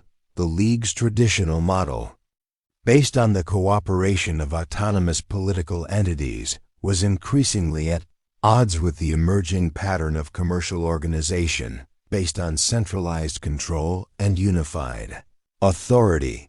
The new commercial powers operated through institutions that could make decisions quickly, implement policies consistently, and concentrate resources on strategic objectives in ways that the League's consensus-based system could not match. The financial challenges facing the League became increasingly acute as the 17th century progressed. The Confederation's traditional sources of revenue, based on contributions from member cities and fees from commercial activities, declined as trade volume diminished and member cities reduced their level of participation. The costs of maintaining the League's traditional activities, however, remained substantial, creating a growing gap between revenues and expenses that threatened the organization's ability to function effectively. The maintenance of foreign representatives, once essential to the League's success, became increasingly difficult to justify as the influence of these representatives declined. The Hanseatic counter in London, that ancient symbol of the League's presence in English commerce, operated with reduced staff and diminished authority, its activities largely confined to the administration of historical privileges that were themselves under constant challenge from English merchants and government officials. Situation in other foreign outposts was similarly grim. The League's representatives in the Low Countries found themselves operating in commercial environments that were increasingly dominated by Dutch merchants and financial institutions. The traditional Hanseatic warehouse and trading facilities in these cities were underutilized, their maintenance costs exceeding their commercial value. The representatives themselves often found their activities reduced to ceremonial functions and the administration of declining commercial activities. Eastern outposts of the League faced different but equally challenging circumstances. The Russian market, which had once been a source of substantial profits for Hanseatic merchants, was increasingly controlled by the Russian state, which preferred to deal directly with Western European partners rather than through German intermediaries. The Polish and Lithuanian markets were similarly affected by the growing strength of local merchant communities and the policies of regional governments that sought to maximize their own commercial benefits. The military challenges facing the League also contributed to its declining relevance.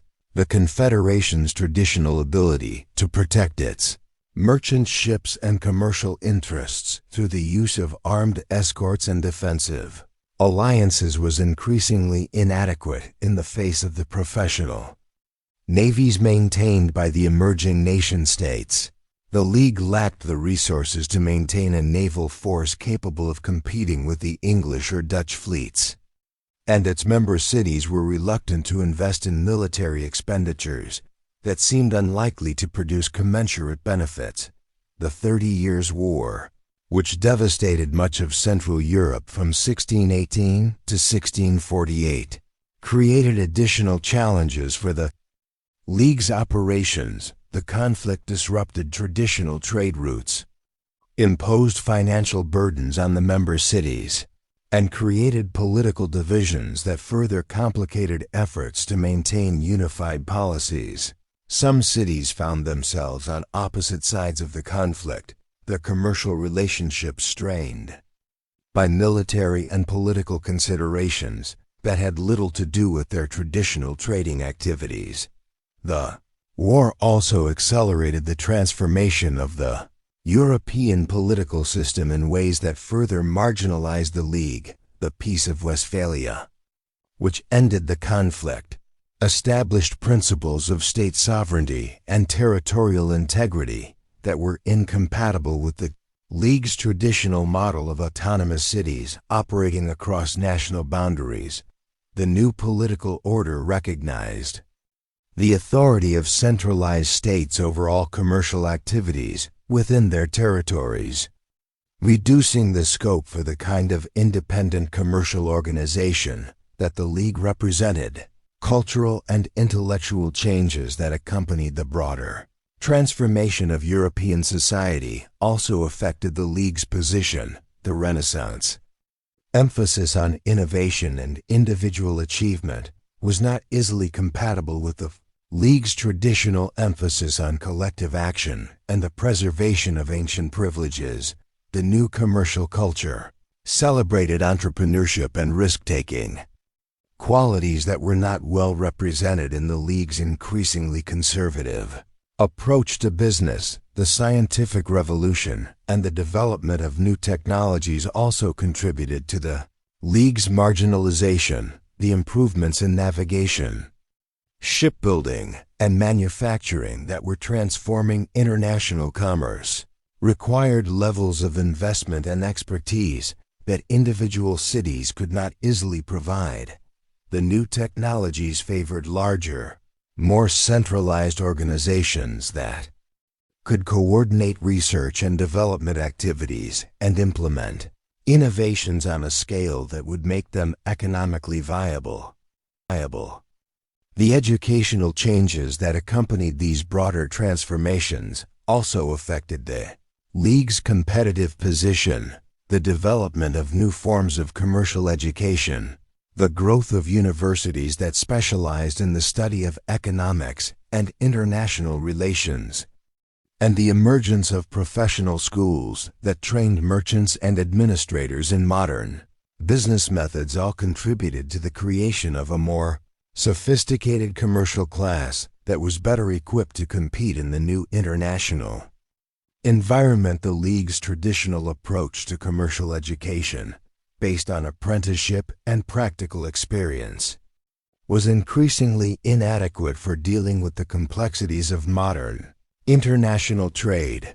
The new commercial environment required knowledge of advanced financial instruments, understanding of international law, and familiarity with the political and economic systems of diverse countries. These requirements were beyond the scope of the traditional training methods that had served Hanseatic merchants well in earlier centuries. Linguistic challenges facing the League also contributed to its declining effectiveness. The traditional use of Low German as the language of Baltic commerce was being replaced by the growing importance of Dutch, English, and French in international trade. The League's representatives often found themselves at a disadvantage in commercial negotiations because they lacked fluency in the languages that were becoming standard in international business. The legal challenges facing the League were equally significant: the development of new forms of commercial law, the creation of more sophisticated court systems, and the establishment of standardized procedures for handling international disputes all favored the more modern commercial powers. The League's traditional reliance on customary law and informal dispute resolution mechanisms was increasingly inadequate for dealing with the complex legal issues that arose in modern international commerce. Despite these challenges, the League did not disappear overnight. The Confederation continued to exist, though in an increasingly attenuated form. Well into the modern period, some of its member cities, particularly Hamburg and Bremen, successfully adapted to the new commercial environment and continued to play important roles in international trade. These cities essentially graduated from the League's collective framework to become modern commercial centers in their own right. The League's last formal assembly was held in 1669, though the organization was not officially dissolved until much later. The final meeting was attended by representatives from only a handful of cities. Their deliberations focused primarily on the administration of the League's remaining assets and the settlement of its outstanding obligations. The Great Confederation that had once dictated the terms of Northern European commerce concluded its formal existence with the same careful attention to detail that had characterized its operations throughout its long history. Transformation of the Hanseatic League from a dominant commercial force to a historical curiosity reflected the broader changes that were reshaping European society during the early modern period. The Confederation's decline was not simply a matter of business failure or poor management, but rather the result of fundamental changes in the nature of political organization, commercial practice, and international relations that made its traditional model of operation obsolete. Yet even as the League's formal influence waned, its legacy continued to shape the development of Northern European commerce and culture. The cities that had once been its members retained many of the characteristics that had made them successful: their commitment to trade, their openness to international influences, their traditions of municipal self-governance, and their emphasis on practical education and commercial innovation. These qualities would serve them well as they adapted to the modern world, even if they no longer operated within the framework of the ancient Confederation. The principles of international cooperation, mutual benefit, and peaceful commerce that had guided the League's operations also left their mark on the development of modern international relations. The idea that autonomous political entities could work together for mutual benefit, that trade could be a force for peace and stability, and that commercial relationships could transcend national boundaries, all became important elements of the modern international system. In this sense, the League's influence extended far beyond its formal existence, contributing to the development of ideas and institutions that would shape the modern world. The memory of the Medieval League's greatness also became an important part of the cultural identity of Northern European cities.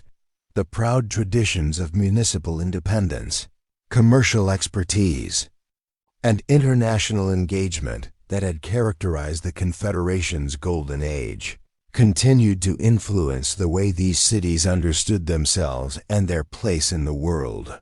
The League's legacy thus lived on, not only in the realm of historical memory but in the continuing identity and aspirations of the communities that had once been its members.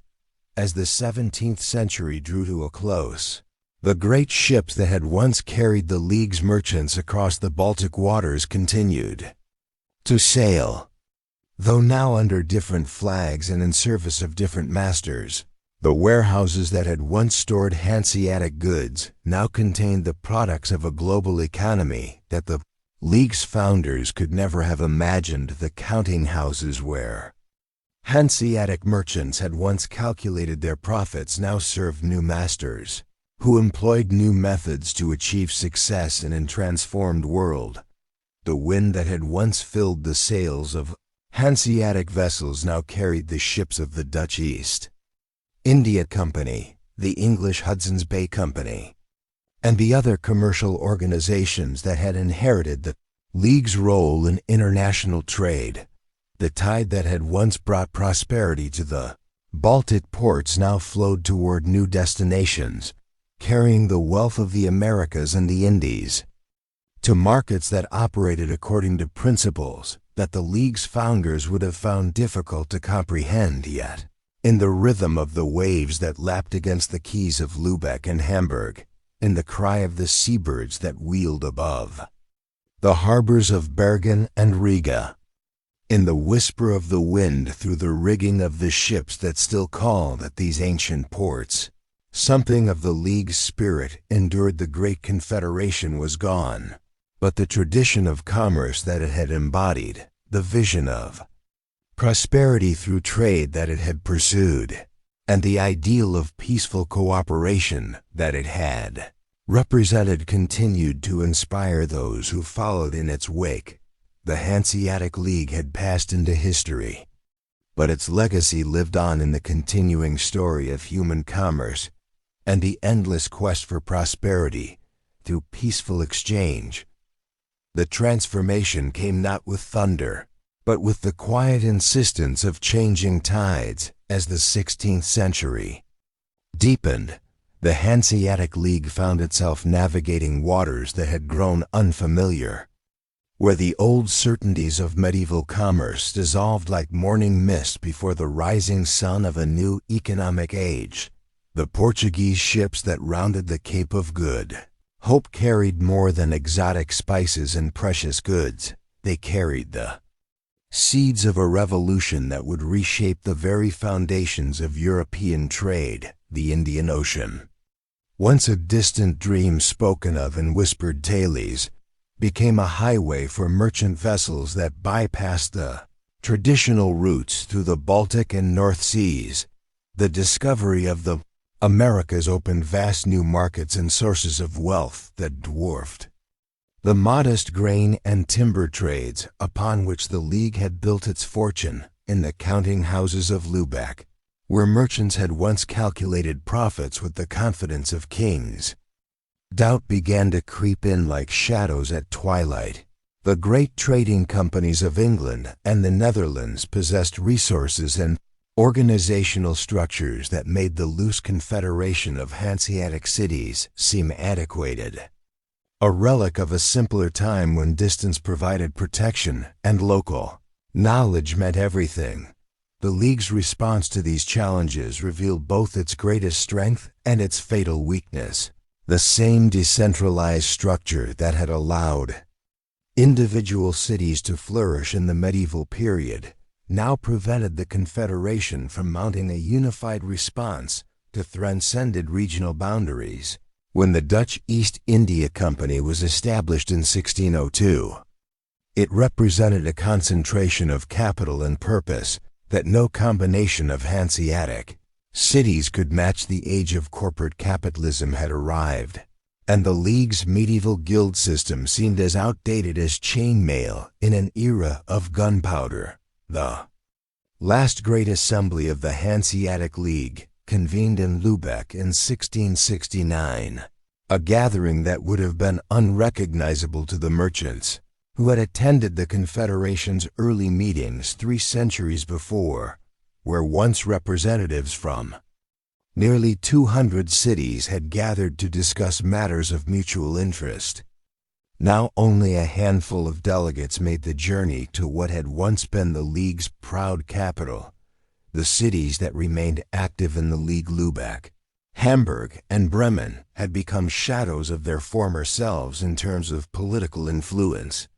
Though their economic importance persisted in different forms, Hamburg had reinvented itself as a crucial port for the growing Atlantic trade, its merchants learning to profit from the very forces that had undermined the League's traditional Baltic dominance. Bremen found new life as a center for tobacco and coffee imports, adapting to the changing tastes of European consumers. But Lübeck, the queen of the Hanse, struggled most profoundly with the transformation. The city that had once dictated terms to kings now found itself increasingly irrelevant in a world where power flowed from Madrid to Amsterdam to London.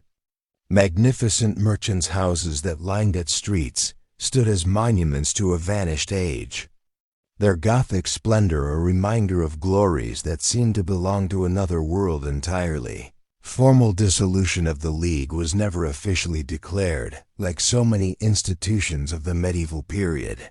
It simply faded away, its relevance, eroding gradually until one day, people realized that what had once seemed eternal had simply ceased to exist.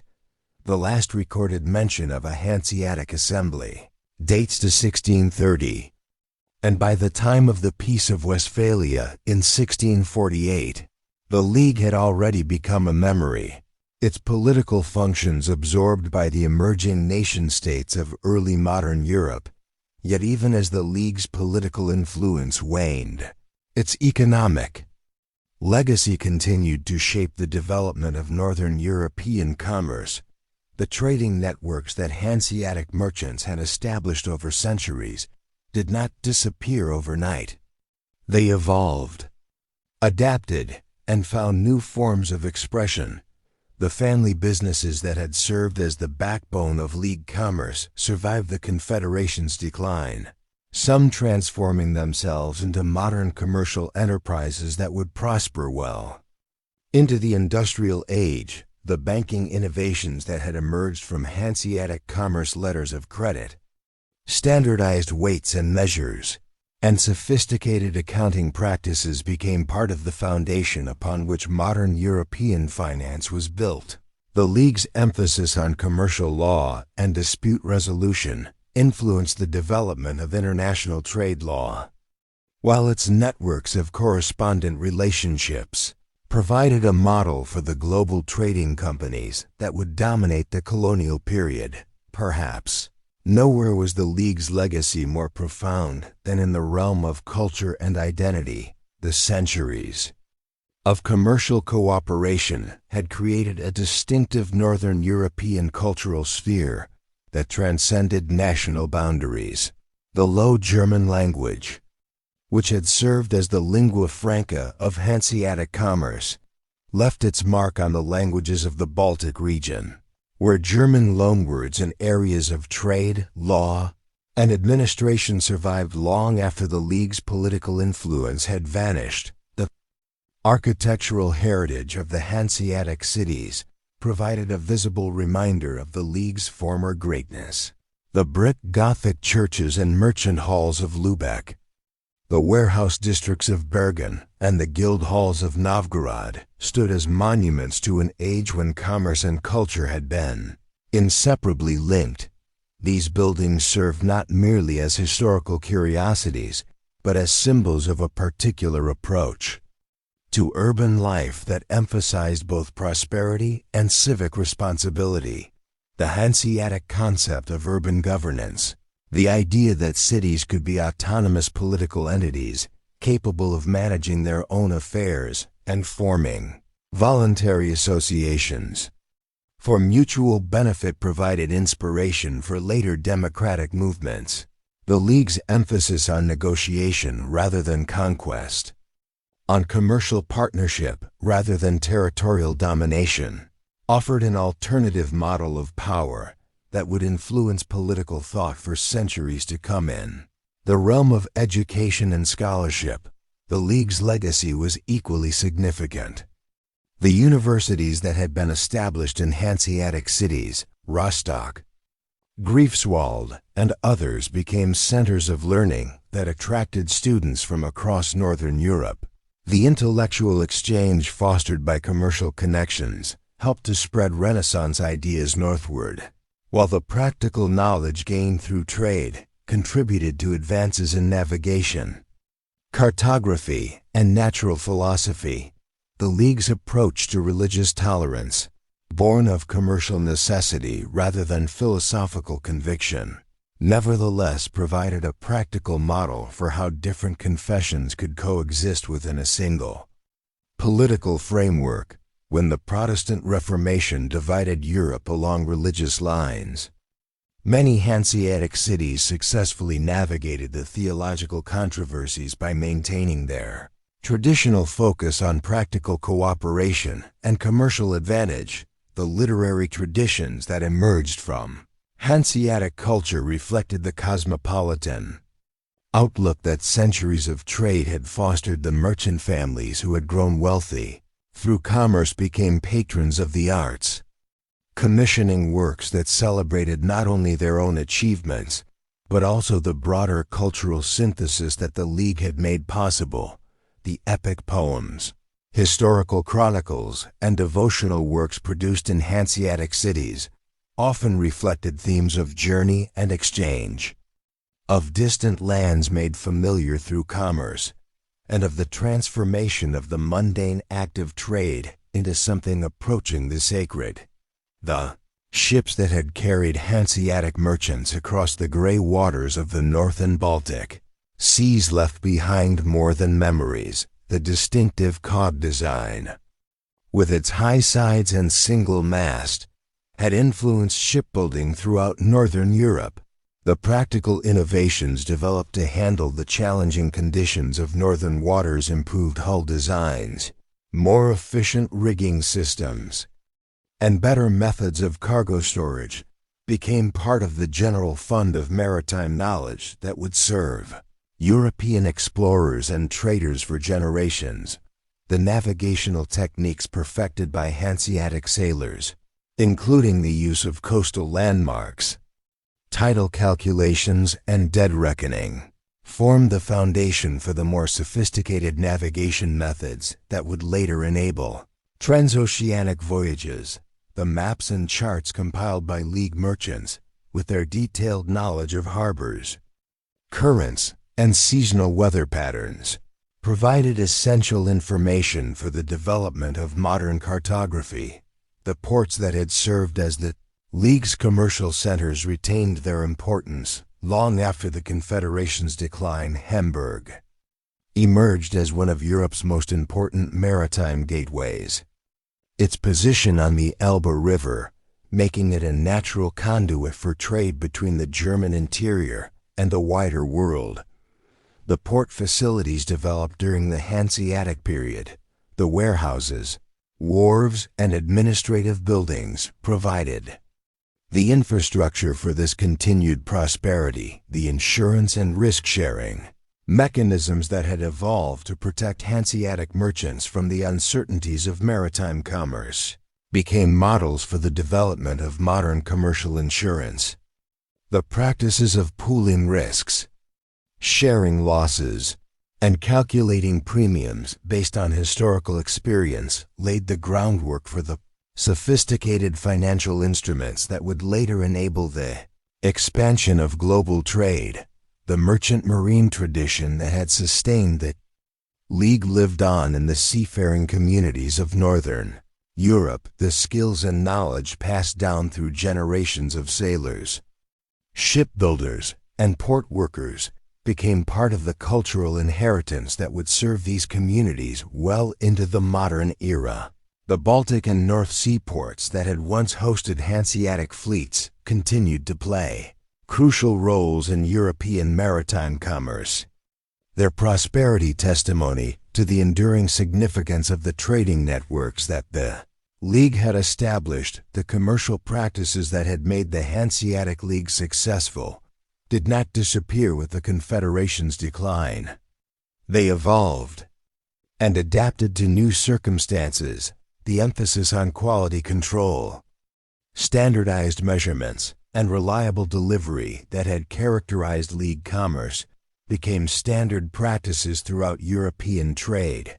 The brand recognition that certain Hanseatic products had achieved. Baltic amber, Lübeck marzipan, Hamburg beer survived the League's political dissolution and continued to command premium prices in European markets. The accounting and bookkeeping methods developed by Hanseatic merchants, with their emphasis on precise record-keeping and systematic analysis of profit and loss, influenced the development of modern business practices. The double-entry bookkeeping system, while not invented by the League, was refined and widely adopted within its commercial networks, helping to establish the quantitative approach to business that would become essential to capitalist development. The concept of the trade fair, which had been central to League commerce, evolved into the permanent market institutions that would characterize early modern European economics. The seasonal gatherings that had brought merchants together from across the continent provided the model for the stock exchanges and commodity markets that would emerge in the major commercial centers of the 16th and 17th centuries. Specialization of production that had developed within the League's trading networks, with different cities focusing on particular goods or services, anticipated the industrial specialization that would characterize the modern economy. The efficiency gains that came from this division of labor, combined with the League's sophisticated distribution networks, demonstrated the advantages of economic integration on a regional scale. The credit mechanisms that had facilitated Hanseatic trade, the use of bills of exchange, letters of credit, and other financial instruments became standard tools of international commerce. The trust and reliability that had been essential to these arrangements laid the groundwork for the more complex financial systems that would emerge in the early modern period. The social structures that had sustained the Hanseatic League left their mark on Northern European society long after the Confederation's disappearance. The merchant families who had dominated League commerce formed a commercial aristocracy that maintained its influence well into the modern period. Their emphasis on education, cultural refinement, and civic responsibility created a distinctive upper-class culture that valued achievement over birth and practical knowledge over theoretical learning. The guild system that had provided the organizational framework for Hanseatic commerce evolved into the professional associations and trade organizations that would play important roles in the development of modern industrial society. The principles of mutual support, quality control, and collective bargaining that had characterized the medieval guilds were adapted to meet the needs of new forms of economic organization. The urban planning and architectural styles that had developed in Hanseatic cities provided models for the growth of commercial centers throughout Northern Europe. The integration of residential, commercial, and administrative functions within compact urban areas, the emphasis on public spaces and civic buildings, and the attention to both beauty and utility in architectural design influenced city planning for centuries to come. The educational institutions that had been established to serve the needs of League commerce, the schools that taught practical skills like accounting, languages, and navigation evolved into the technical and commercial education systems that would prove essential to industrial development. The emphasis on practical knowledge and international perspectives that had characterized Hanseatic education remained influential in the development of modern business education. Cosmopolitan outlook that had been fostered by centuries of international commerce survived the League's political decline and continued to characterize the cultures of Northern European cities. The ability to work across cultural and linguistic boundaries, to adapt to different customs and legal systems, and to build trust with distant partners remained valuable skills in an increasingly interconnected world. Governmental structures that had enabled the Hanseatic League to function as a voluntary association of autonomous cities provided important precedents for later political developments. The federal principles that had allowed the League to coordinate collective action while preserving local autonomy anticipated the constitutional arrangements that would emerge in early modern European states. The diplomatic practices that had been developed to manage relationships between League cities and foreign powers influenced the development of international law and diplomatic protocol. The emphasis on negotiation, compromise, and mutual benefit that had characterized Hanseatic diplomacy provided alternatives to the more confrontational approaches that often characterized relations between territorial states. The legal innovations that had emerged from the need to regulate commerce across multiple jurisdictions contributed to the development of commercial law and international legal standards. The League's emphasis on predictable, uniform legal procedures and its development of mechanisms for resolving disputes between merchants from different cities provided models for later legal developments. The concept of citizenship that had evolved within the League based on economic participation rather than birth or territorial residence anticipated modern notions of economic citizenship and corporate membership. The idea that individuals could belong to multiple communities simultaneously, with different rights and responsibilities in each, provided a flexible model for organizing complex societies. Administrative practices that had enabled the League to coordinate the activities of dozens of cities across vast distances demonstrated the potential for effective governance without centralized control. The use of correspondence networks, standardized procedures, and delegated authority provided precedents for the administrative systems that would prove essential to the management of modern states and corporations. The intellectual traditions that had emerged from Hanseatic commerce continued to influence European thought long after the League's decline.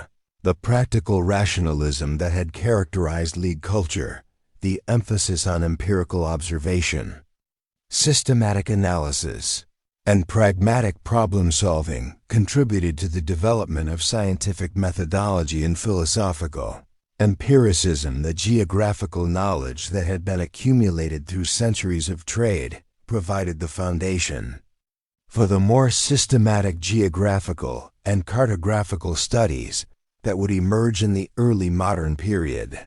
The detailed knowledge of northern European coastlines, river systems, and inland trade routes that had been essential to League commerce became part of the general fund of geographical knowledge that would serve later explorers and merchants. The linguistic diversity that had characterized League commerce, with merchants routinely conducting business in Latin, Low German, and various vernacular languages, contributed to the development of modern language study and translation practices.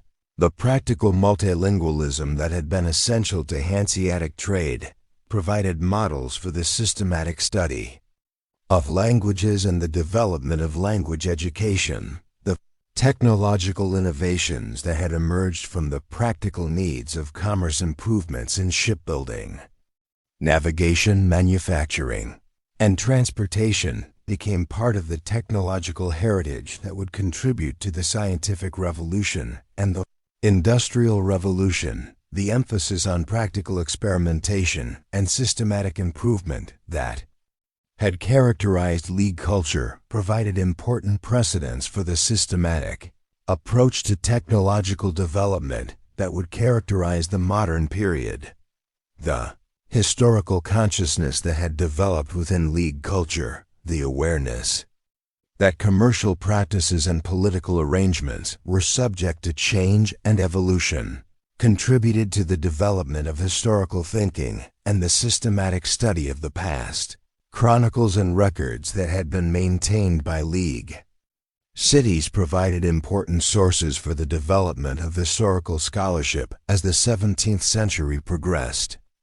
The former Hanseatic cities found new ways to maintain their commercial relevance in a rapidly changing world. Hamburg's transformation into a major Atlantic port demonstrated how the practical skills and commercial networks developed during the League period could be adapted to new circumstances. The city's merchants, drawing on centuries of experience in international trade, successfully repositioned themselves as intermediaries between the emerging Atlantic economy and the German interior. The coffee houses and trading floors that emerged in Hamburg during this period represented a new form of commercial organization that retained the essential characteristics of Hanseatic commerce, the emphasis on personal relationships, reputation, and long-term thinking, while adapting to the faster pace and larger scale of early modern trade. The merchant families who had dominated League commerce found that their accumulated knowledge, capital, and networks remained valuable assets in the new economic environment. Evolution as a center for colonial goods demonstrated similar adaptability. The city's merchants applied the techniques of quality control, brand development, and market analysis that had characterized League commerce to new products from distant lands.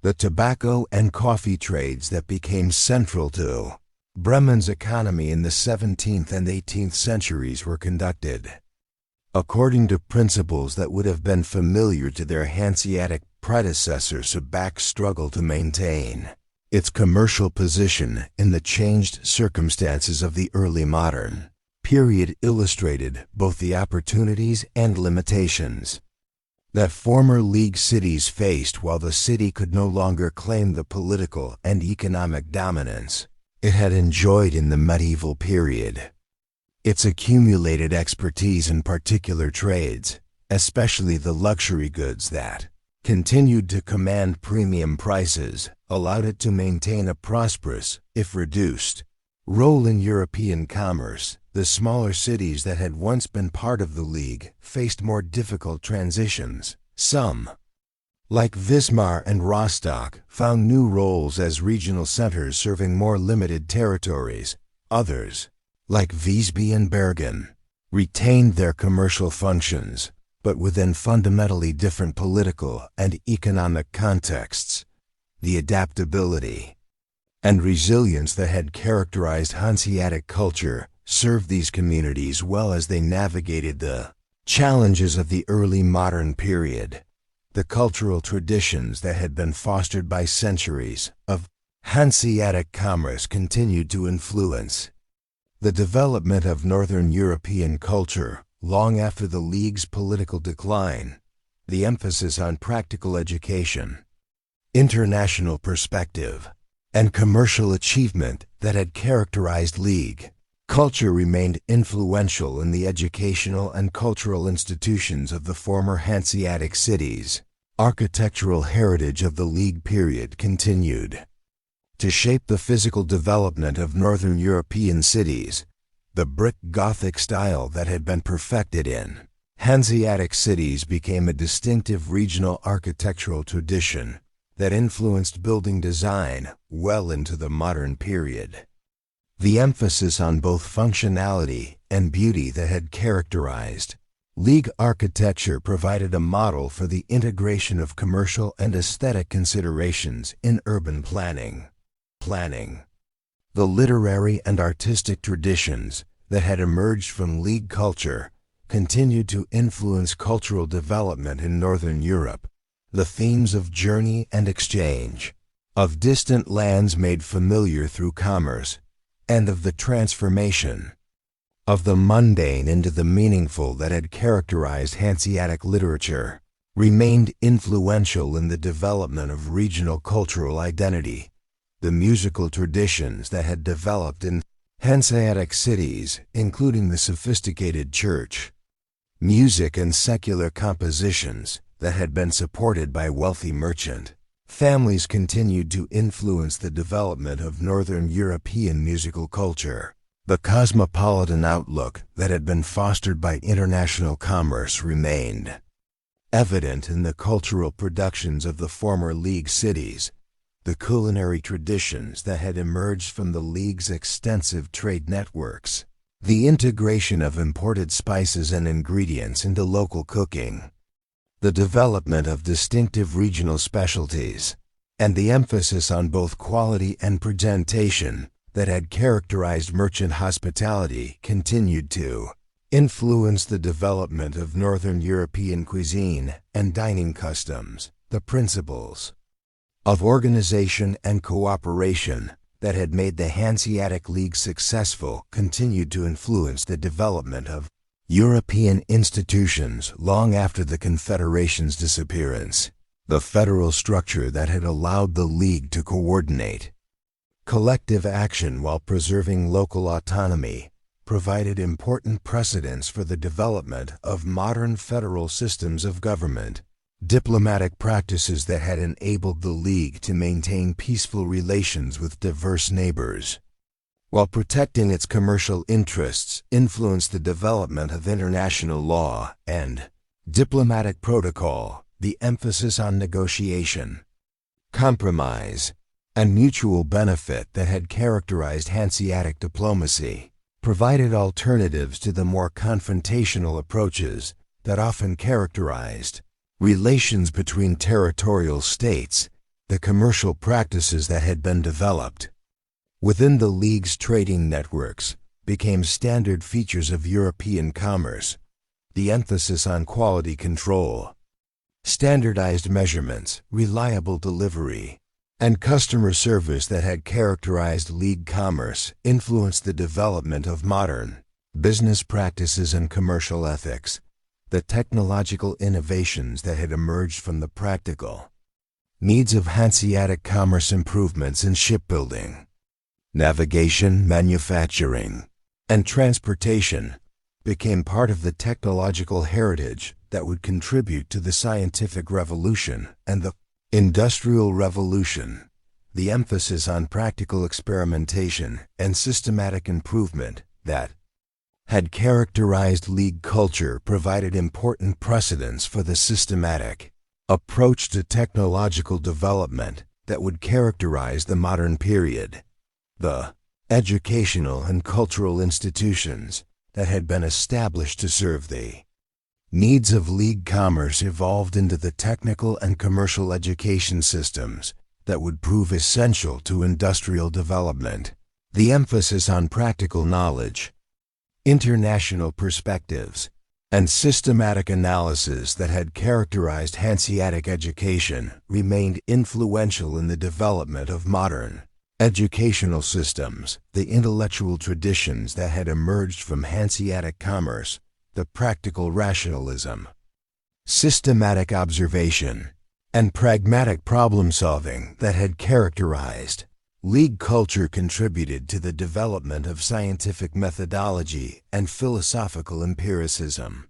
The accumulated knowledge and experience that had been generated through centuries of international trade provided important foundations for the systematic study of geography, linguistics, economics, and other fields of knowledge. The social structures that had sustained the League, the merchant families who had dominated commerce, the guild systems that had provided organizational frameworks, and the urban communities that had served as the Confederation's political foundations, evolved into the professional associations, commercial organizations, and civic institutions that would play important roles in the development of modern industrial society. Economic innovations that had been developed within the League's trading networks, the credit mechanisms, insurance systems, and risk-sharing arrangements that had facilitated international commerce, became standard features of the modern capitalist economy. The principles of specialization, efficiency, and systematic organization that had characterized League commerce provided important precedents for the development of modern economic systems, and so the Hanseatic League, while no longer existing as a political entity, continued to exert its influence on the development of European civilization through the countless ways in which its innovations, institutions, and cultural traditions had become embedded in the fabric of Northern European society.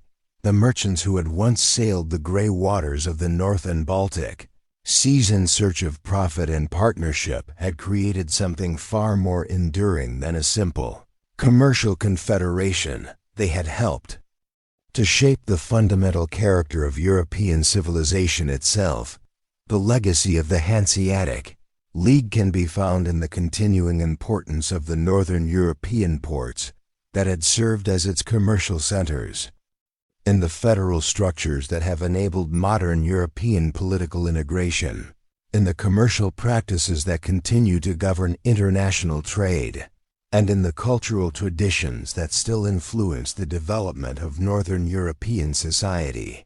The League's emphasis on voluntary cooperation, mutual benefit, and practical problem-solving provided important precedents for the development of modern democratic institutions and international organizations. Story of the Hanseatic League thus becomes not simply the history of a medieval commercial confederation, but a chapter in the larger story of how human societies have learned to organize themselves for mutual benefit across cultural, linguistic, and political boundaries. The merchants who gathered in the guild halls of Lübeck and Bergen, who negotiated trading agreements in the marketplaces of Novgorod and London, who risked their lives and fortunes on the uncertain waters of the northern seas, had created something that would outlast their own time and continue to influence the development of human civilization for centuries to come. In the end, the Hanseatic League succeeded not because it conquered territories or imposed its will upon others, but because it created structures and practices that enabled people to work together for mutual benefit. The Confederation's emphasis on negotiation rather than coercion, on partnership rather than domination, and on practical cooperation rather than ideological purity, provided a model for human organization that remains relevant in our own time. The League's legacy can be found wherever people come together to solve common problems, to share resources and knowledge, and to build bridges across the divisions that might otherwise separate them. The wind that once filled the sails of Hanseatic cogs still carries the seeds of commerce across the waters of the North and Baltic Seas. The ports that once hosted League merchants still echo with the sounds of international trade.